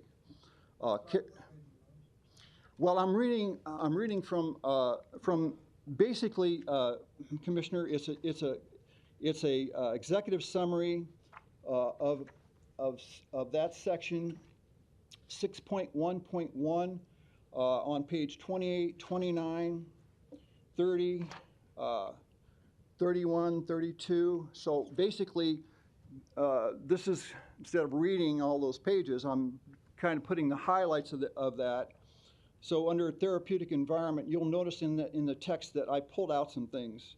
Careful consideration of acoustics, wayfinding, promoting patient sense of competence, soothing artwork, bright and open public and congregate spaces. And then under security and design, evaluating the risk of a patient's level of suicidal ideation, balancing a patient's privacy with adequate supervision, reducing opportunities for self-harm, ligature risk, time for a patient spends alone, and then control of entrances and exits. And then we have it's in the document and it's here, it's basically showing you that a lot of new facilities are one-story design because they have a lot of connections to the outside. And in your document, for instance, on page 32, just an image of, I think, some of the things that you see in a modern facility is you have these different pockets of care throughout a facility, and each one is kind of a localized section of the facility that each have their access to natural light, have access to going outside. It's not appropriate for everybody, and there's going to be some maximum security, very tough people in the corrections side that you're not going to have that kind of an environment for. They're still going to have access to recreation, but the majority of mental health corrections patients or corrections inmates and healthcare patients, mental health care patients will. And then on, and I'm going to try to find the correct page for this, we also provided, it's not a final design at all, but it is a layout. And I'm showing this on the screen. It's a plan diagram, and it's basically taking the program, and this is on your document page 25. You'll notice that the blue area at the top is if we have this is a co-located facility, and a co-located facility has a lot of advantages and it has some issues. A co-located facility has a corrections component, and that's the blue area on the top, which would be separated by security, sight, and sound from the rest of the facility. And on the right side, we have the community housing. And then we have a lot of shared spaces and a lot of core spaces where we're creating staff efficiency. So you'll notice that we have a correctional core that looks at the single cell and dormitory male and the single cell and dormitory female, and we have a healthcare core. And in the healthcare core are patient rooms, they're calming rooms, they're areas where the community healthcare staff can come over and help with treatment on the correction side. That's one of the advantages of having co-location. And I understand they have to go across a barrier, and there has to be sight and sound separation. And there are a lot of challenges with that, but this is what a co-located facility can do. Am I saying you should do a co-located facility? No, I'm not.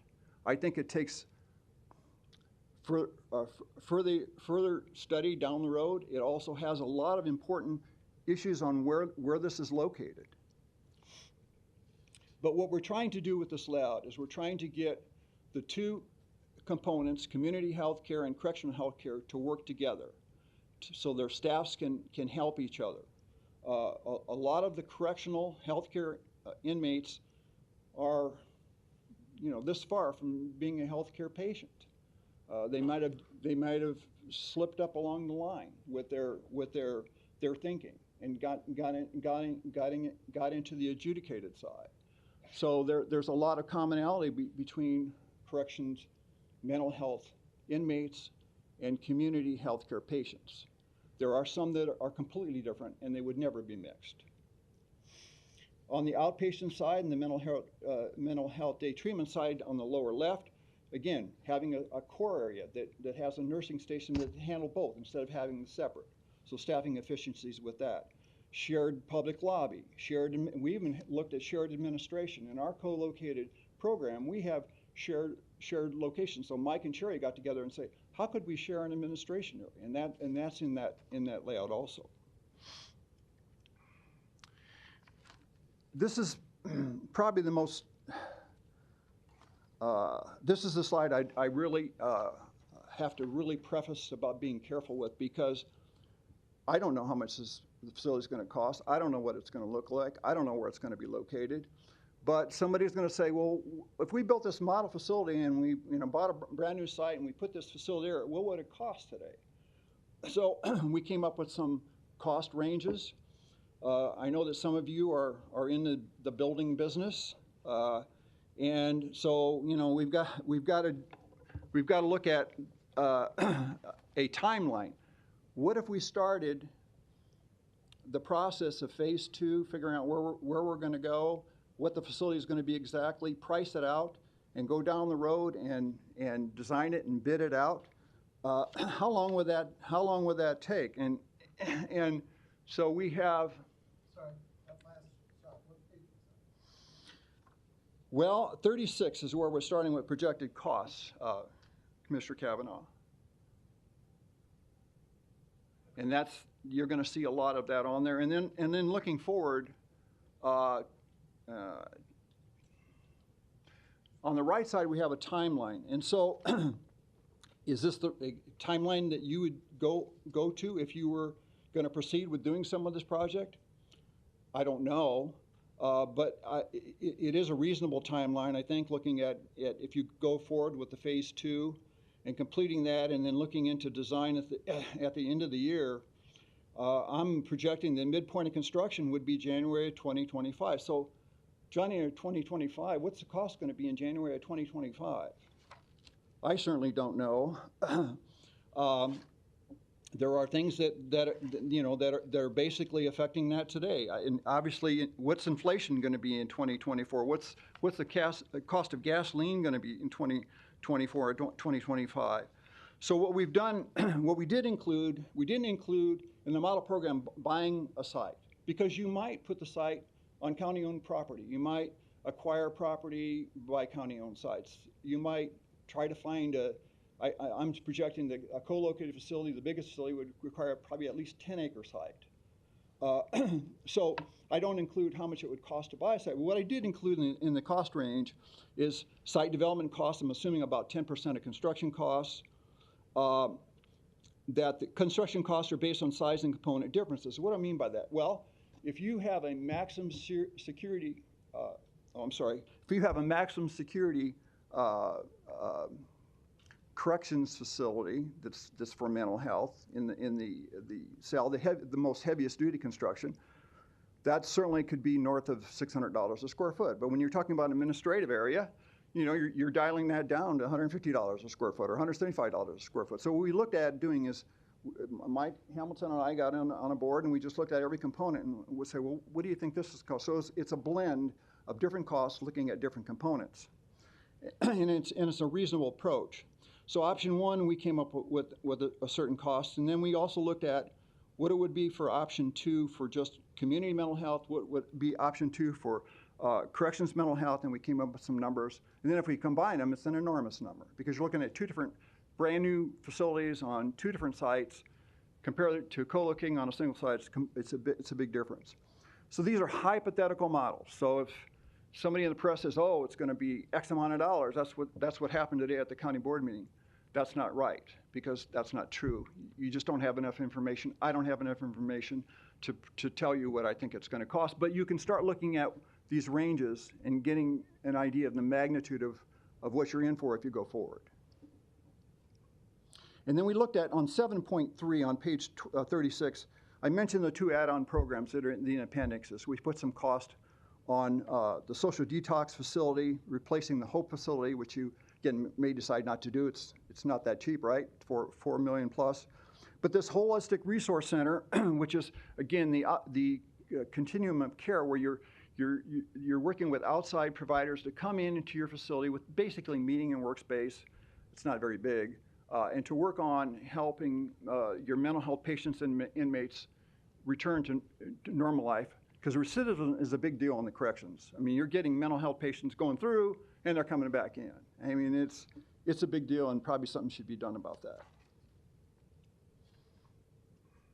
We talk a little bit about staffing costs, and we talk a little bit about operational costs in 741 and 742.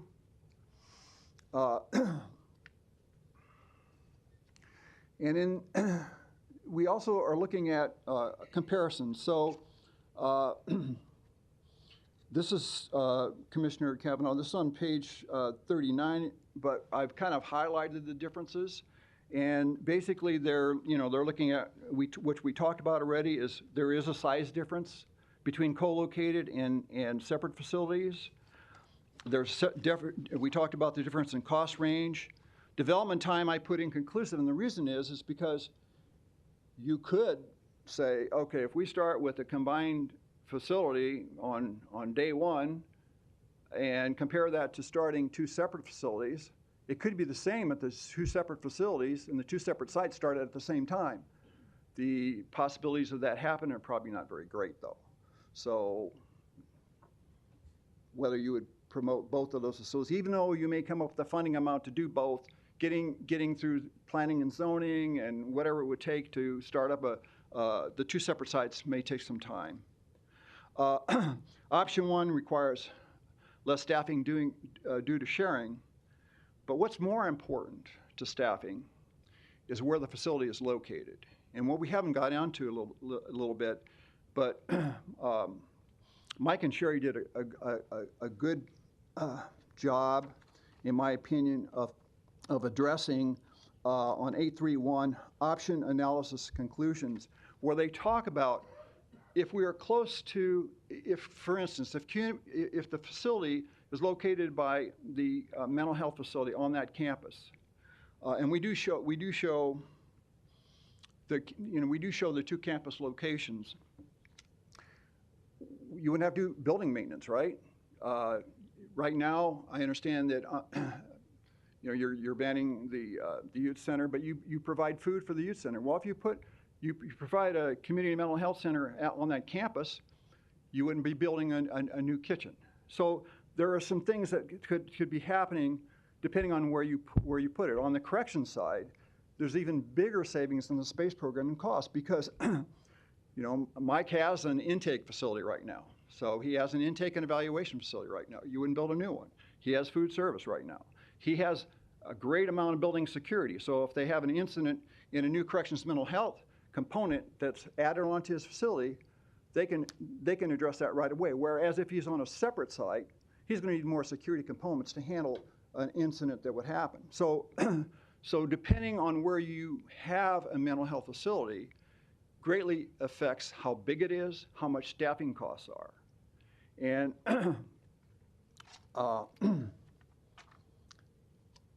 so looking at, I think wrapping this up, and then we're all available to answer any questions you have.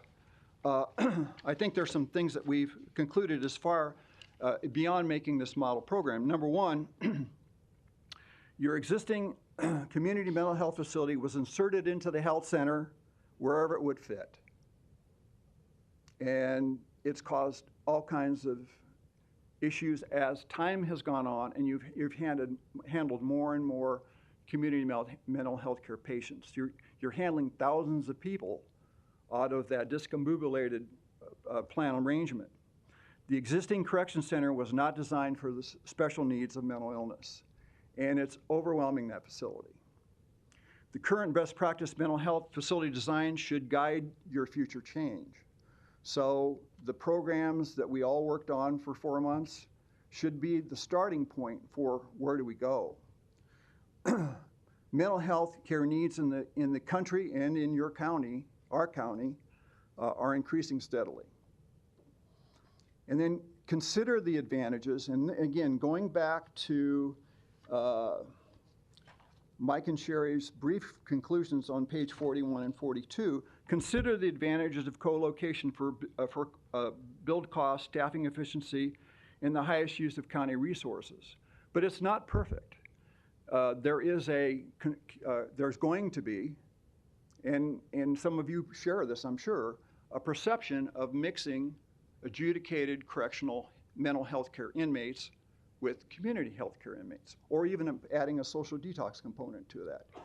How can that be mitigated? And it might be through architectural design, or it may not. It might depend on where the location is. So the next step, how best to proceed, if you want to proceed, is to figure out where would it go, how big does it have to be depending on its location, what are the staffing and operational costs, and getting to a point where you're refining and clarifying what's happening to make a decision on whether you want to do something or not. And in the timeline, we propose a timeline to do that, coming up with some kind of a conclusion by maybe the end of this year, given the fact that you decide to go to phase 2 maybe in the month of July. So with that, that's a lot of information.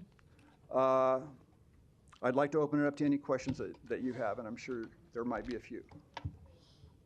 Thank you, Mr. Pavandra. Commissioner Kavanaugh? Thanks for this. And having worked with you before, I got to say that I've always found your work to be thorough, and this is an example of that. It'll take us some time to digest this. Everybody's seeing this for the first time right now. Yes. And this is an enormous project, enormous proposal, so bear with us. This is going to take considerable time to even read this report, much less propose meaningful, intelligent questions. But we'll start. I think that, it should be noted, this is the first public discussion of this period. As a matter of fact, I think it's the first time that most of us commissioners have seen this. And so it would be probably in everybody's best interest to have a series of public hearings relative to these. And I would hope that you'd be available to participate in those. I certainly would. We've done this before. As a matter of fact, you and I have done this before on the West Campus project, and you were very, very accommodating with your time and expertise in numerous public hearings on that to get us the best product, and I think we did. Just to begin with a few overall questions.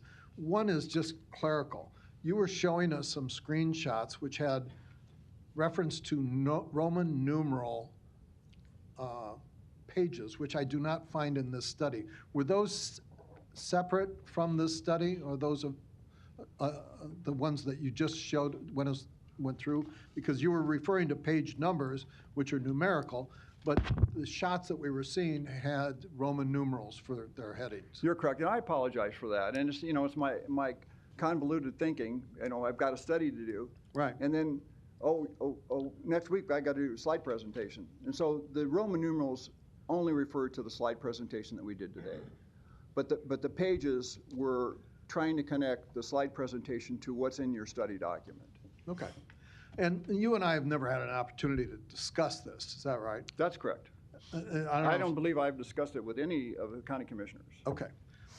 So again, bear with me, but what I'm hearing you say is that when we pull up that PowerPoint that you just gave it, we can collate that with the pages that we talked about in your presentation. Well, yes, and it's basically an executive summary of what's in the study. I understand, Yeah. but it would be helpful to have the executive summary along with the thing. We certainly have this document to give you. Yeah, and I presume that the clerk will make that part of the record. The big thing that immediately jumps up is the co-location of criminal defendants with mental health patients who have no connection whatsoever to the criminal justice system. Co-locating them in the same campus has a stigma. I think it's probably apparent to everybody. If I have to go visit my family member, friend, whatever, in a corrections campus because they have a mental health problem, that's stigmatizing their mental health problem because they have no connection to that corrections campus and that criminal justice system. I understand that the people charged with crimes cannot leave, and so you'd have to treat them where they are. But the vast majority of the people in the community who we help with mental health problems currently have no connection whatsoever to the criminal justice system. They're not charged with crimes. Is there any place else that you've come across in your review in the nation where they co-locate criminal justice defendants and mental health patients? You know, I am not aware of that, and have not researched 1 that. minute. I have not researched that, Okay. but we will. And it's interesting that you say stigma, because in the section where I called public perception, right, I had that as stigma. And my co-authors over there said, we probably ought to make that clear, it's public perception. But I did call it a stigma. And I think when I started this, and when we talked about this, we were just going to do a co-located facility, because we thought that's kind of was our marching orders. But that's why we separated it out and said, you know, we better take this and look at it at separate facilities, because that may not work. I had the same concerns that you're voicing right now. And I appreciate that. Let me just clarify. You say you did put stigma in this report? I put stigma as a title to which I replaced by public perception. Okay, we'll come back to that. Commissioner Garcia? A few quick questions, and thank you for being here today and for your report. Can you speak to how this concept relates to perhaps staffing and programmatic capacity expansion to serve more clients, whether they be the incarcerated inmate population or the community in general? I know the report mentioned briefly the potential for some cost savings, like a shared lobby receptionist or maybe a shared administrative something or other. But I'm assuming that with the conceptual thought of expanding mental health capacity through our Douglas County Mental Health Center, that comes with the idea of some kind of staffing personnel enhancement as well, which was briefly touched on at the December meeting. Can you or anybody on your team, or perhaps our own leadership, speak to that and associated potential cost of that? Well, I'd like to ask, can I bring down Mike and Cherry? Sure. Because they're going to answer this much better than I can. But I can tell you that, again, in that Section 8, we really talked about changing what's happening with mental health care in corrections by having more integration with community health care. And so, Mike and Sherry, I think that you're going to address this much better than I can. Good morning, Commissioners. Mike Myers, Director of Corrections for Douglas County. Speaking regarding the impact on our staffing and our operational costs from the corrections side only, I can't tell you that this is going to be a neutral zero-sum transaction. I can tell you that there are existing staffing resources which are currently deployed in corrections.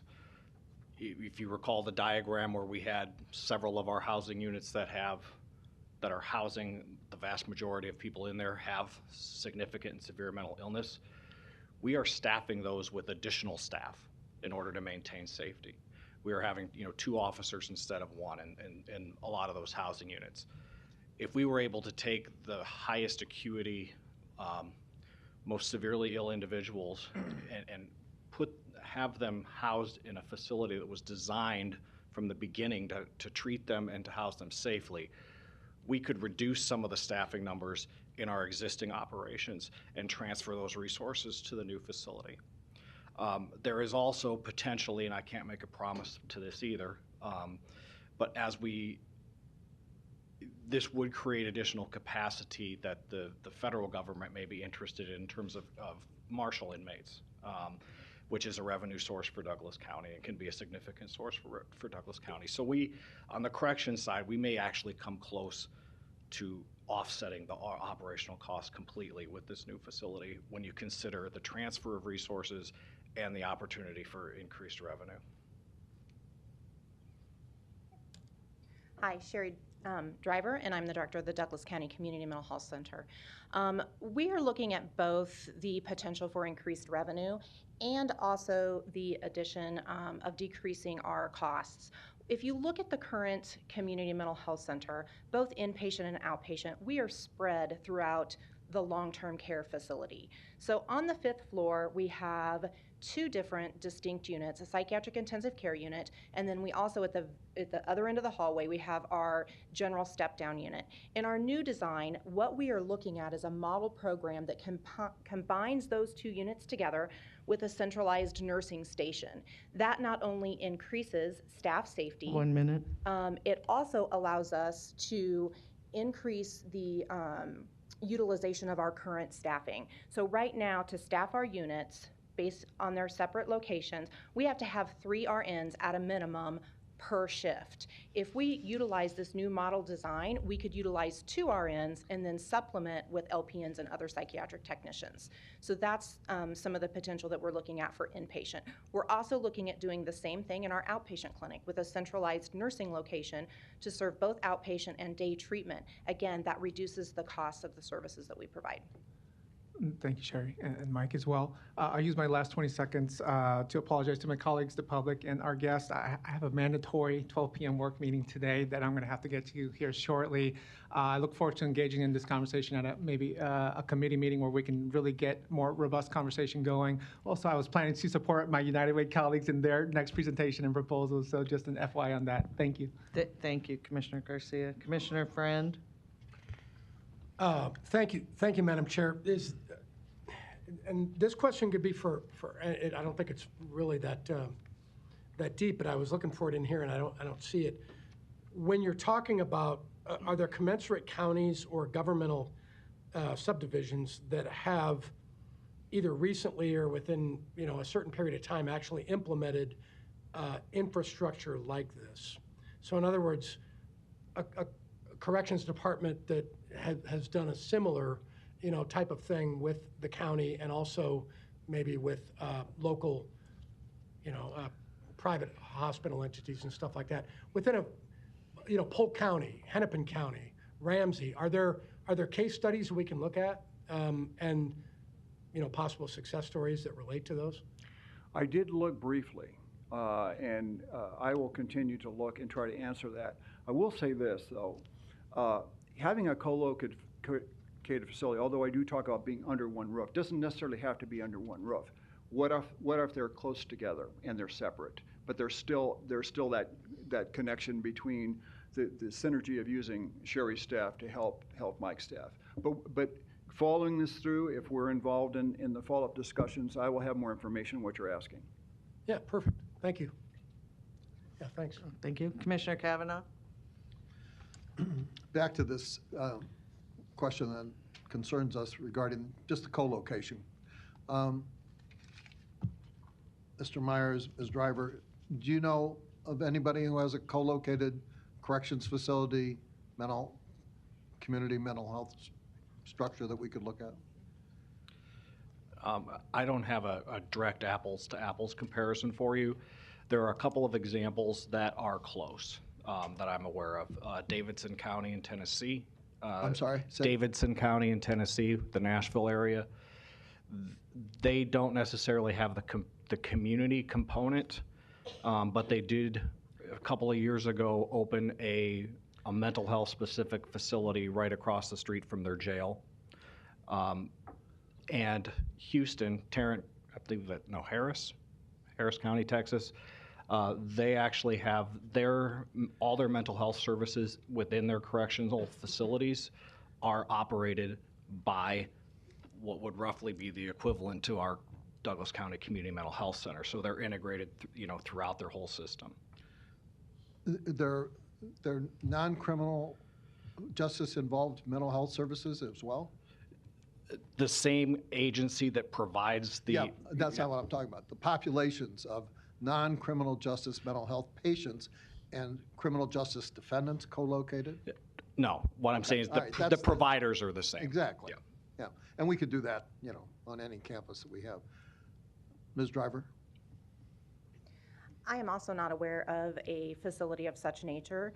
I do think that it's important, though, for us to remember, I think back often the passion that I have developed in regard to working with Mike's group at the jail, and we've grown in the services that we work together on quite successfully, and I can only see our future growing together. But I remember being here specifically when Commissioner Mike Boyle talked about an aging individual who was arrested. She was on a porch of a neighbor, I believe with a broom, if I understand the story correctly, and she was arrested. And it was at that point that I said, we have to do better as a county, and how do we do that? And Mike and I have done that through an increase of services. With our newest program, the Community Mental Health Center will probably have approximately 50% of Mike Phillips, the staff that he supervises in our outpatient clinic, working in conjunction with corrections. I think this aligns potentially, and I really, really applaud Al's efforts to assure that we look at option 1 and option 2, where we look at a facility that's potentially located adjacent with each other, so we can collaborate and work together and hopefully minimize costs. I think we can work very hard at reducing stigma, not only with mental health in regard with what's going on with our nation, but also the stigma of the individuals that are served within corrections. I appreciate that, and thank you. We're on limited time here today, Okay. so thanks for your input on that. Mr. Leahy, I don't know if Mr. McGill's here. I know that you guys are intimately involved with this, and I'm glad that public property is going to be overseeing whatever we do. You guys do a swell job.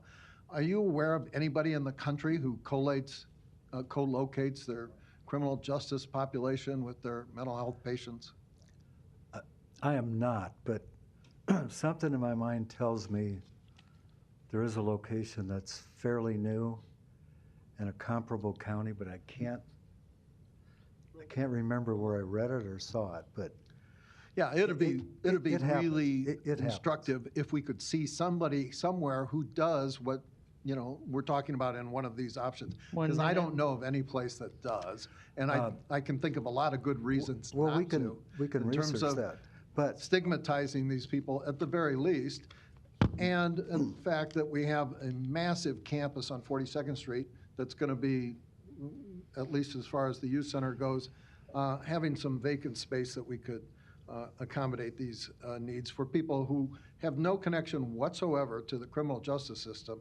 It just seems to me that I don't see any health provider who is co-locating their patient populations on a prison campus anywhere. So, I mean, if there is one, let's look at it, because obviously if it was a great idea, somebody would be doing it, I presume. I think there is. And Mike, did you have an Ohio location that you visited? I did, but. Was that just corrections? Okay. You know, let's put our heads together and see if there is. Let's just Time. start. Thank you. Commissioner Boyle? So part of this is I think we have to really step back and figure out what is our goal and define our mission a little bit. Is our goal really to address the criminally mentally ill, or is it truly to address community mental health at the entire spectrum of it, from the child who is having issues with mood disorders to the person who is on the schizoaffective spectrum. So I think what would be helpful too is to know that right now, so current state with the patients that use the community mental health center, how does that population, how much of that population overlaps with the corrections? So in other words, how many of the mental health folks would need, say, substance abuse, and that's the reason for their mental health condition, and they're one step away from being in jail because of an action they may have undertaken in those circumstances. So I'd be curious to know how many patients in the really community mental health that we're serving are the people that need less intensive therapy, aren't the folks who need substance abuse disorder treatment, but are maybe just, I'm just trying to figure out where should we be focusing our attention? Are we really taking care of the basic needs of those who just have, say, anxiety and depression that are out in the community? And that's, I think, what Commissioner Kavanaugh is alluding to as well. That's what I'd like to know. We don't want those populations to be mixed, but are they really mixed, or is I don't want to say less acute, but you know what I mean, the less acute folks, are they really being taken care of at the community health center anyway? That's a great question. I can provide you with statistics after this meeting in regard to the number of individuals the Community Mental Health Center has served who indicates that they've had experience with incarceration. So I will get you that information. Or just even on a more basic level, just eyeballing it, 20,000-foot view, would you say that the bulk of the folks that you serve are people who need that more intensive, that are on the fringe of homelessness, or are they the folks that are having a tough time with marriage or family stressors and they'll deal with it elsewhere? No, we are currently serving some of the most acute individuals in Douglas County from our perception. So we work with individuals with severe and persistent mental health diagnoses, co-occurring, and then comorbidity as well in regard to their medical concerns. And we have a significant number, over 80% of our clients usually have a dual diagnosis. Well over 50% of the clients in our outpatient clinic indicate that they've had some form of interaction with law enforcement. So typically those individuals walking through our door are not an individual that's indicating, I just had a fight with my spouse or significant other and I'm needing some family therapy or individual therapy. So high issue of homelessness for the individuals that we work with. And again, substance use, criminogenic thinking and things like that. So that's where I go back to, we talk about the stigma, and I agree, stigma is a big deal in this. At the same time, if the population we're serving already has that stigma attached, as far as being involved with law enforcement, I think those are the types of things we have to consider. Then really is the goal of the county in providing mental health services really for those people who are in more dire straits. And if that's the case, the stigma is already on them, So I think those are things to consider from a high-level view of really what population we're targeting first and foremost, and that will help us kind of channel which projects are really ideal for that. But I think that the biggest problem is to really figure out exactly who do we want to serve. Does that, Yep. Thank you. Yep, thanks. Commissioner Rogers? Mike, let me ask you a question. Would it be fair to say over the years that I've been here and I've heard this discussion, it's fair to say that there's a good amount of people, well, first, make the distinction between, for me, prison and jails, just for the public, because there's a certain degree of intensity of a person that's committed a crime that we wouldn't have. They would kind of almost like the youth center flow through there while they're in court, and they would go on to the prison system. Define that for me first. Yeah, so we are if you don't include the law enforcement encounter, we are basically the front doorstep of the criminal justice system for folks once they're arrested. They may be with us for, a matter of hours if they have a scheduled bond and somebody pays it for them. We have had people that are currently in our custody that have on serious, complicated cases that have been going on for nearly 4 years. We book many times over every year what the entire state prison system does in terms of the number of people that come through our doors. We typically average about 20,000 bookings a year. We release probably about 19,000 of those people at least are going to walk back out of our jail and into our community.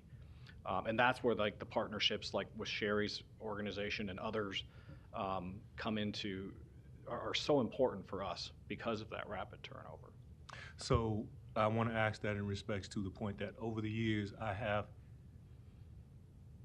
I've taken that there is a good amount of people that are in our facility that if there was a mental health facility and capacity there, they wouldn't even be in there.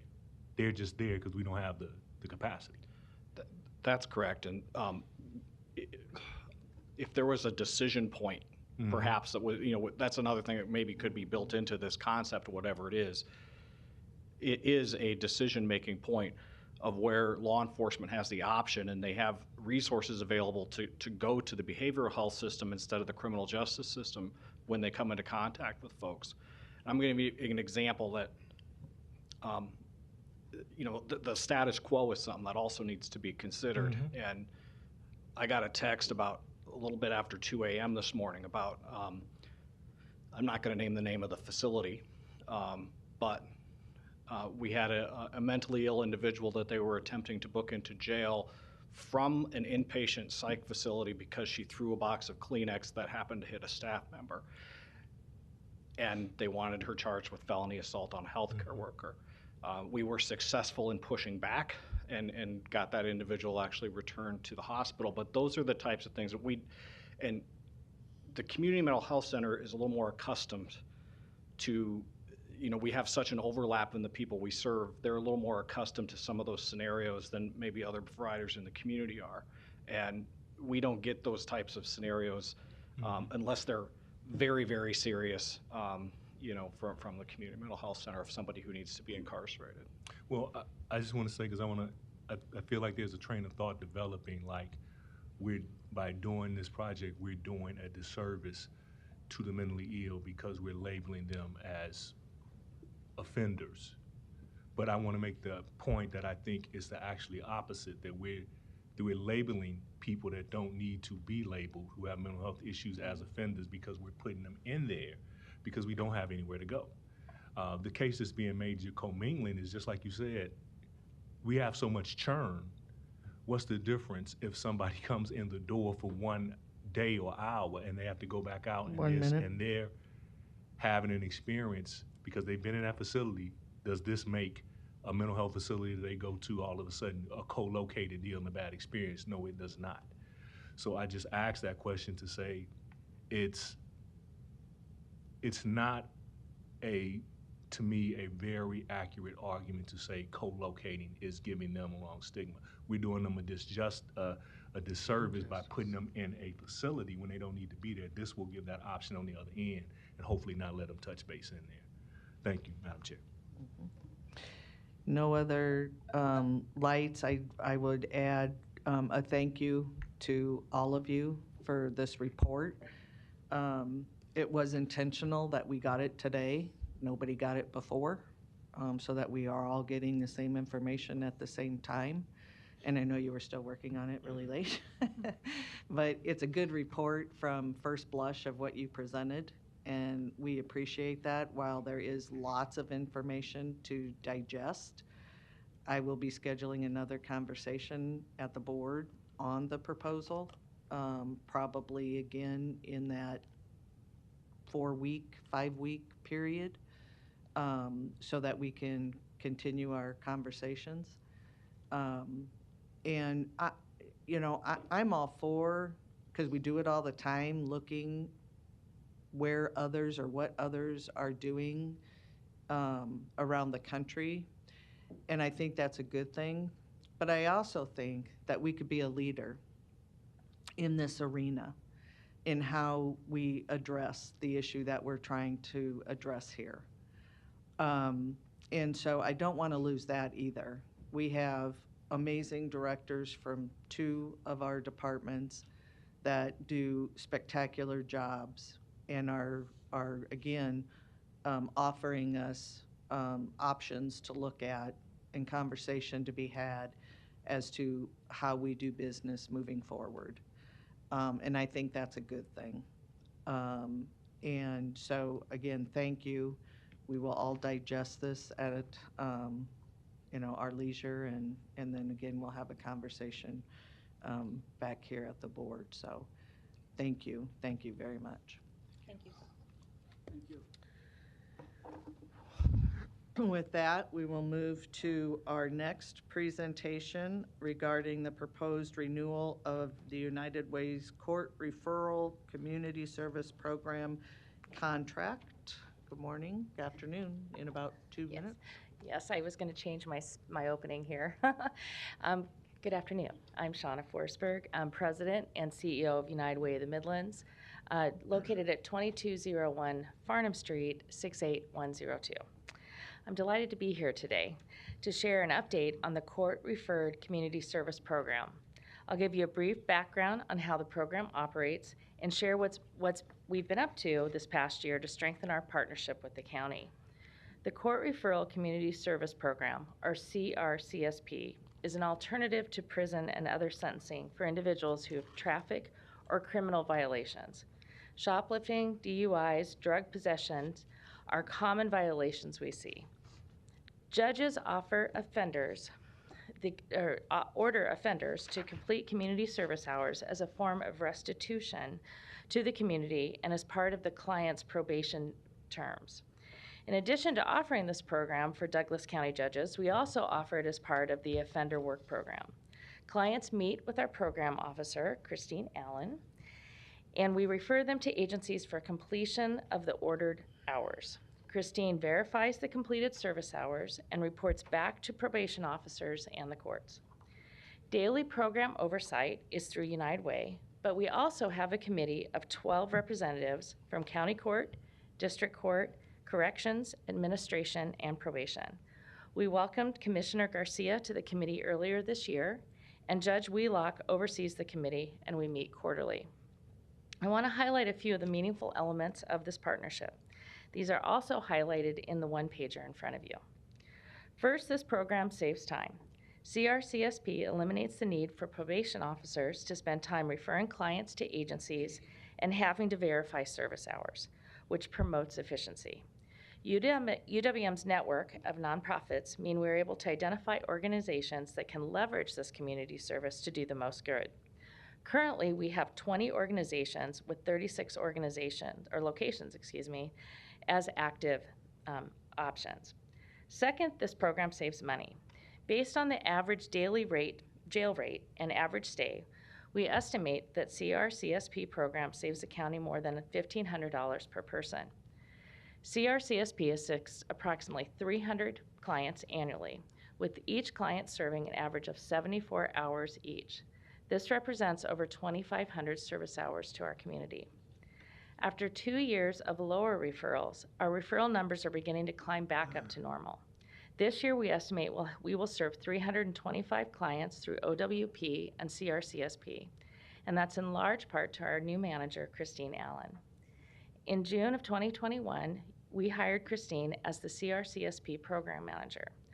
Christine has been largely responsible for strengthening the collaboration with the courts, probation, and as an undergraduate education in criminal justice with her past experience as a probation officer. Christine is also a provisionally licensed mental health practitioner, which informs her work in collaboration with probation and the courts. In addition to providing cost savings value, Christine has also used her expertise to expand the program and reduce barriers for clients. In partnership with United Way Worldwide, we secured a grant to arrange Lyft rides for CRCSP clients beginning in September of 2021. Many clients struggle with transportation, which can be a barrier to completing community service. And CRCSP clients without transportation or who do not have money for bus transportation are eligible for free Lyft rides. The CRCSP manager arranges for rides to and from their assigned agency for their preferred date and time. And to date, the program has provided 100 one-way rides. For instance, we've helped 2 females who lived in different shelters and had no form of transportation to use Lyft over 25 times to complete 60 hours. We also helped an elderly woman who walked with a cane who had been dropped off at a bus stop several blocks from her site. This was the first partnership of its kind, as Lyft's other community service partners are designed mostly for vaccine and employment rights. In September of 2021, CRCSP began collaboration with the Young Adult Court in order to assign those sanctioned to community service rights in the classroom. The CRCSP manager attends court 2 times a month with both Judge Stratman and Judge Masteler. This provides the client from having to take an extra step to making an appointment and coming to the office, and it gives them an assignment immediately after being sanctioned.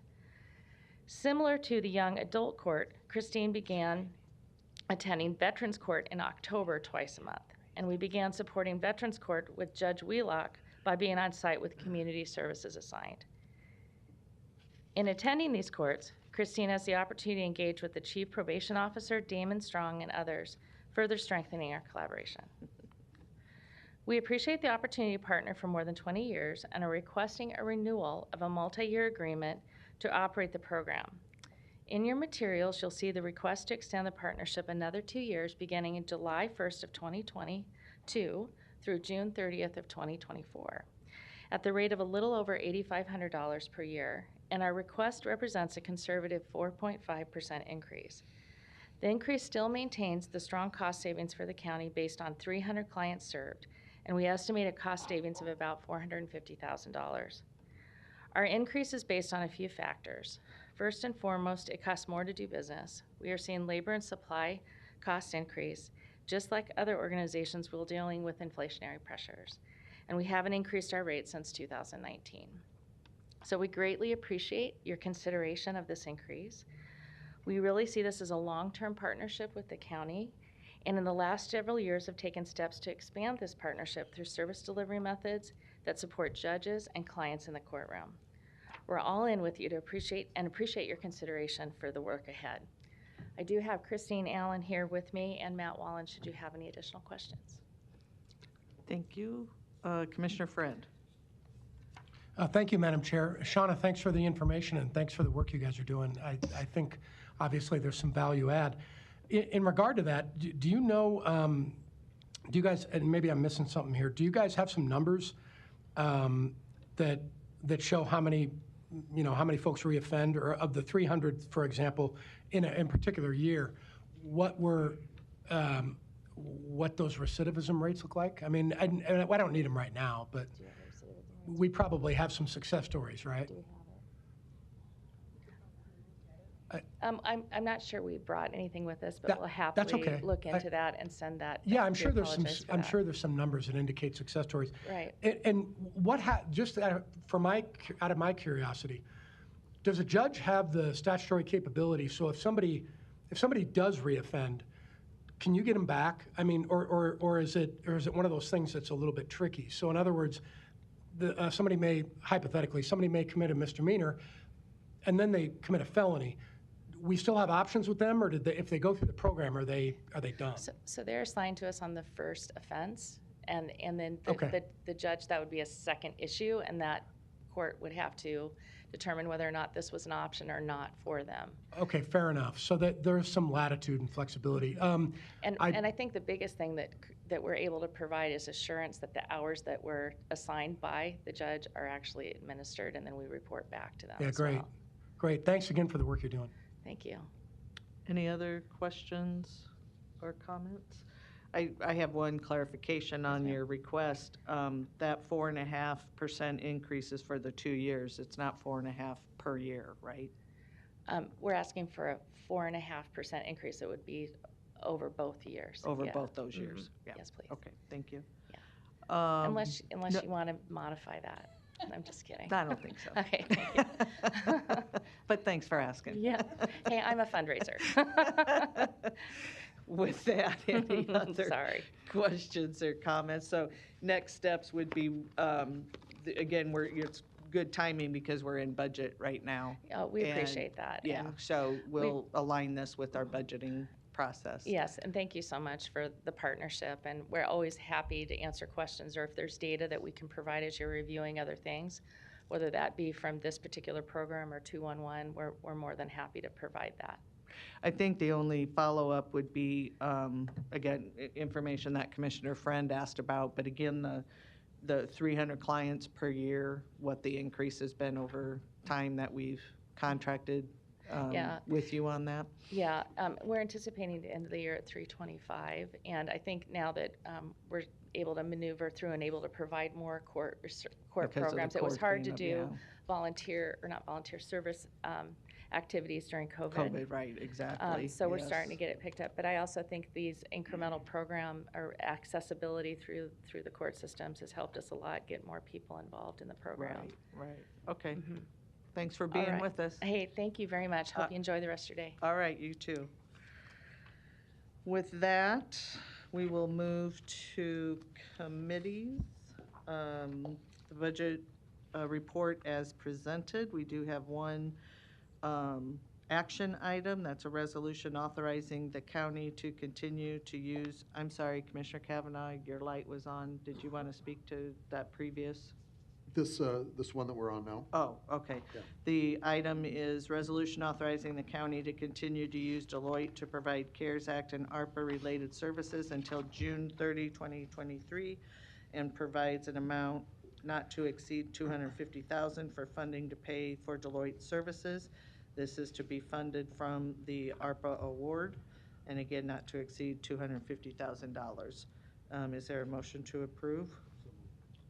Is there a second? Commissioner, motion by Commissioner Raj, second by Commissioner Morgan. Commissioner Kavanaugh? How much have we spent on Deloitte so far, Joe, do you know?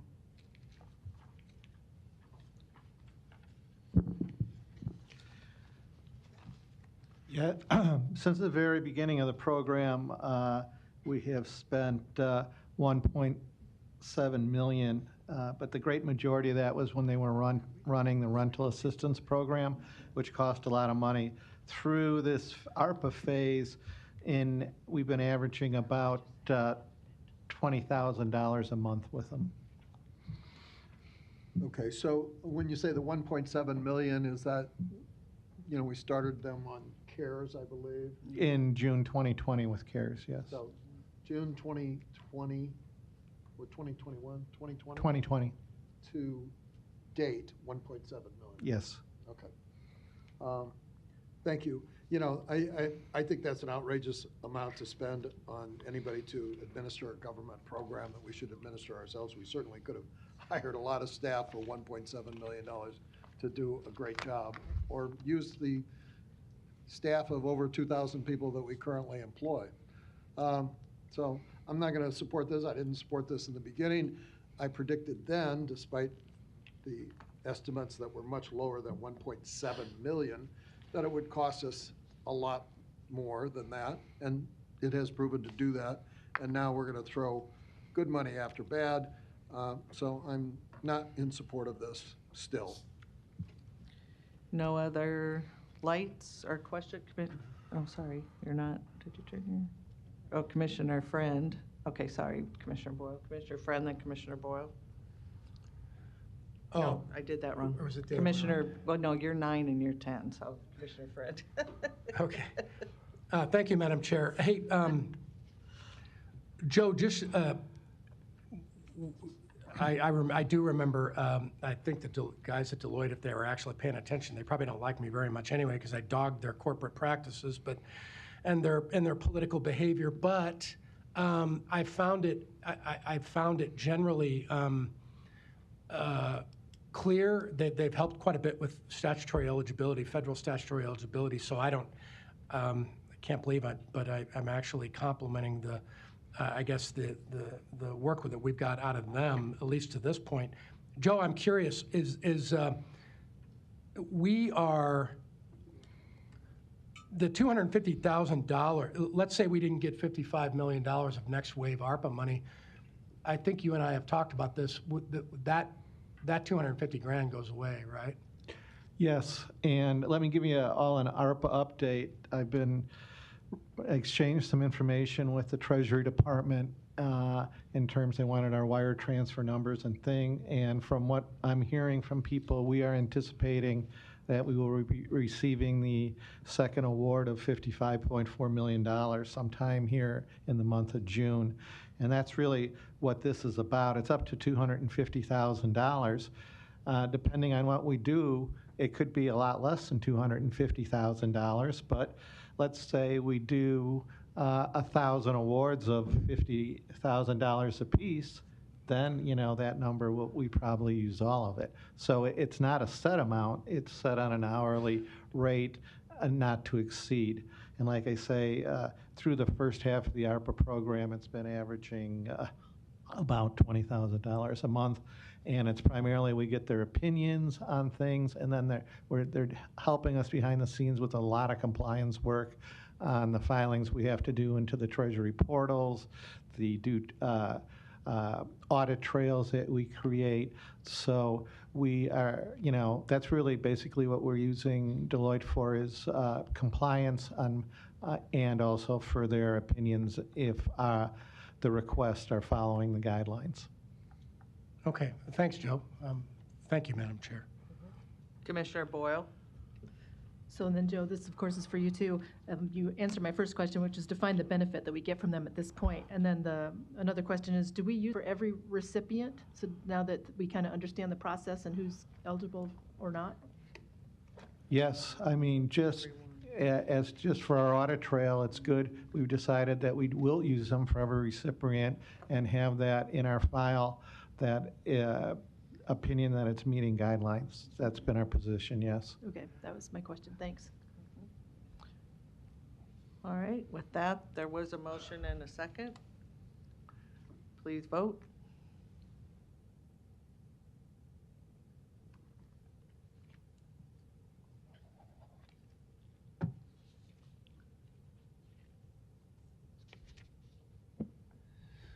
Motion passes 5-1. Of course, Commissioner Garcia is not with us, and Commissioner, or he left the meeting early, and then Commissioner Kavanaugh voting no. Motion passes. Thank you. With that, Human Resources Committee is the personnel report from Civil Service as presented. No legislative items at this point. We do have need for an executive session for litigation, union negotiation, and legal advice. Is there a motion to go into executive session? Second. Motion by Commissioner Morgan, second by Commissioner Friend. Please vote.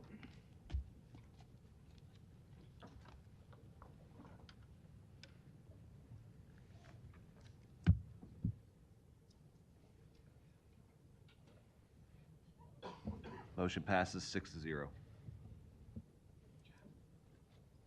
Recording.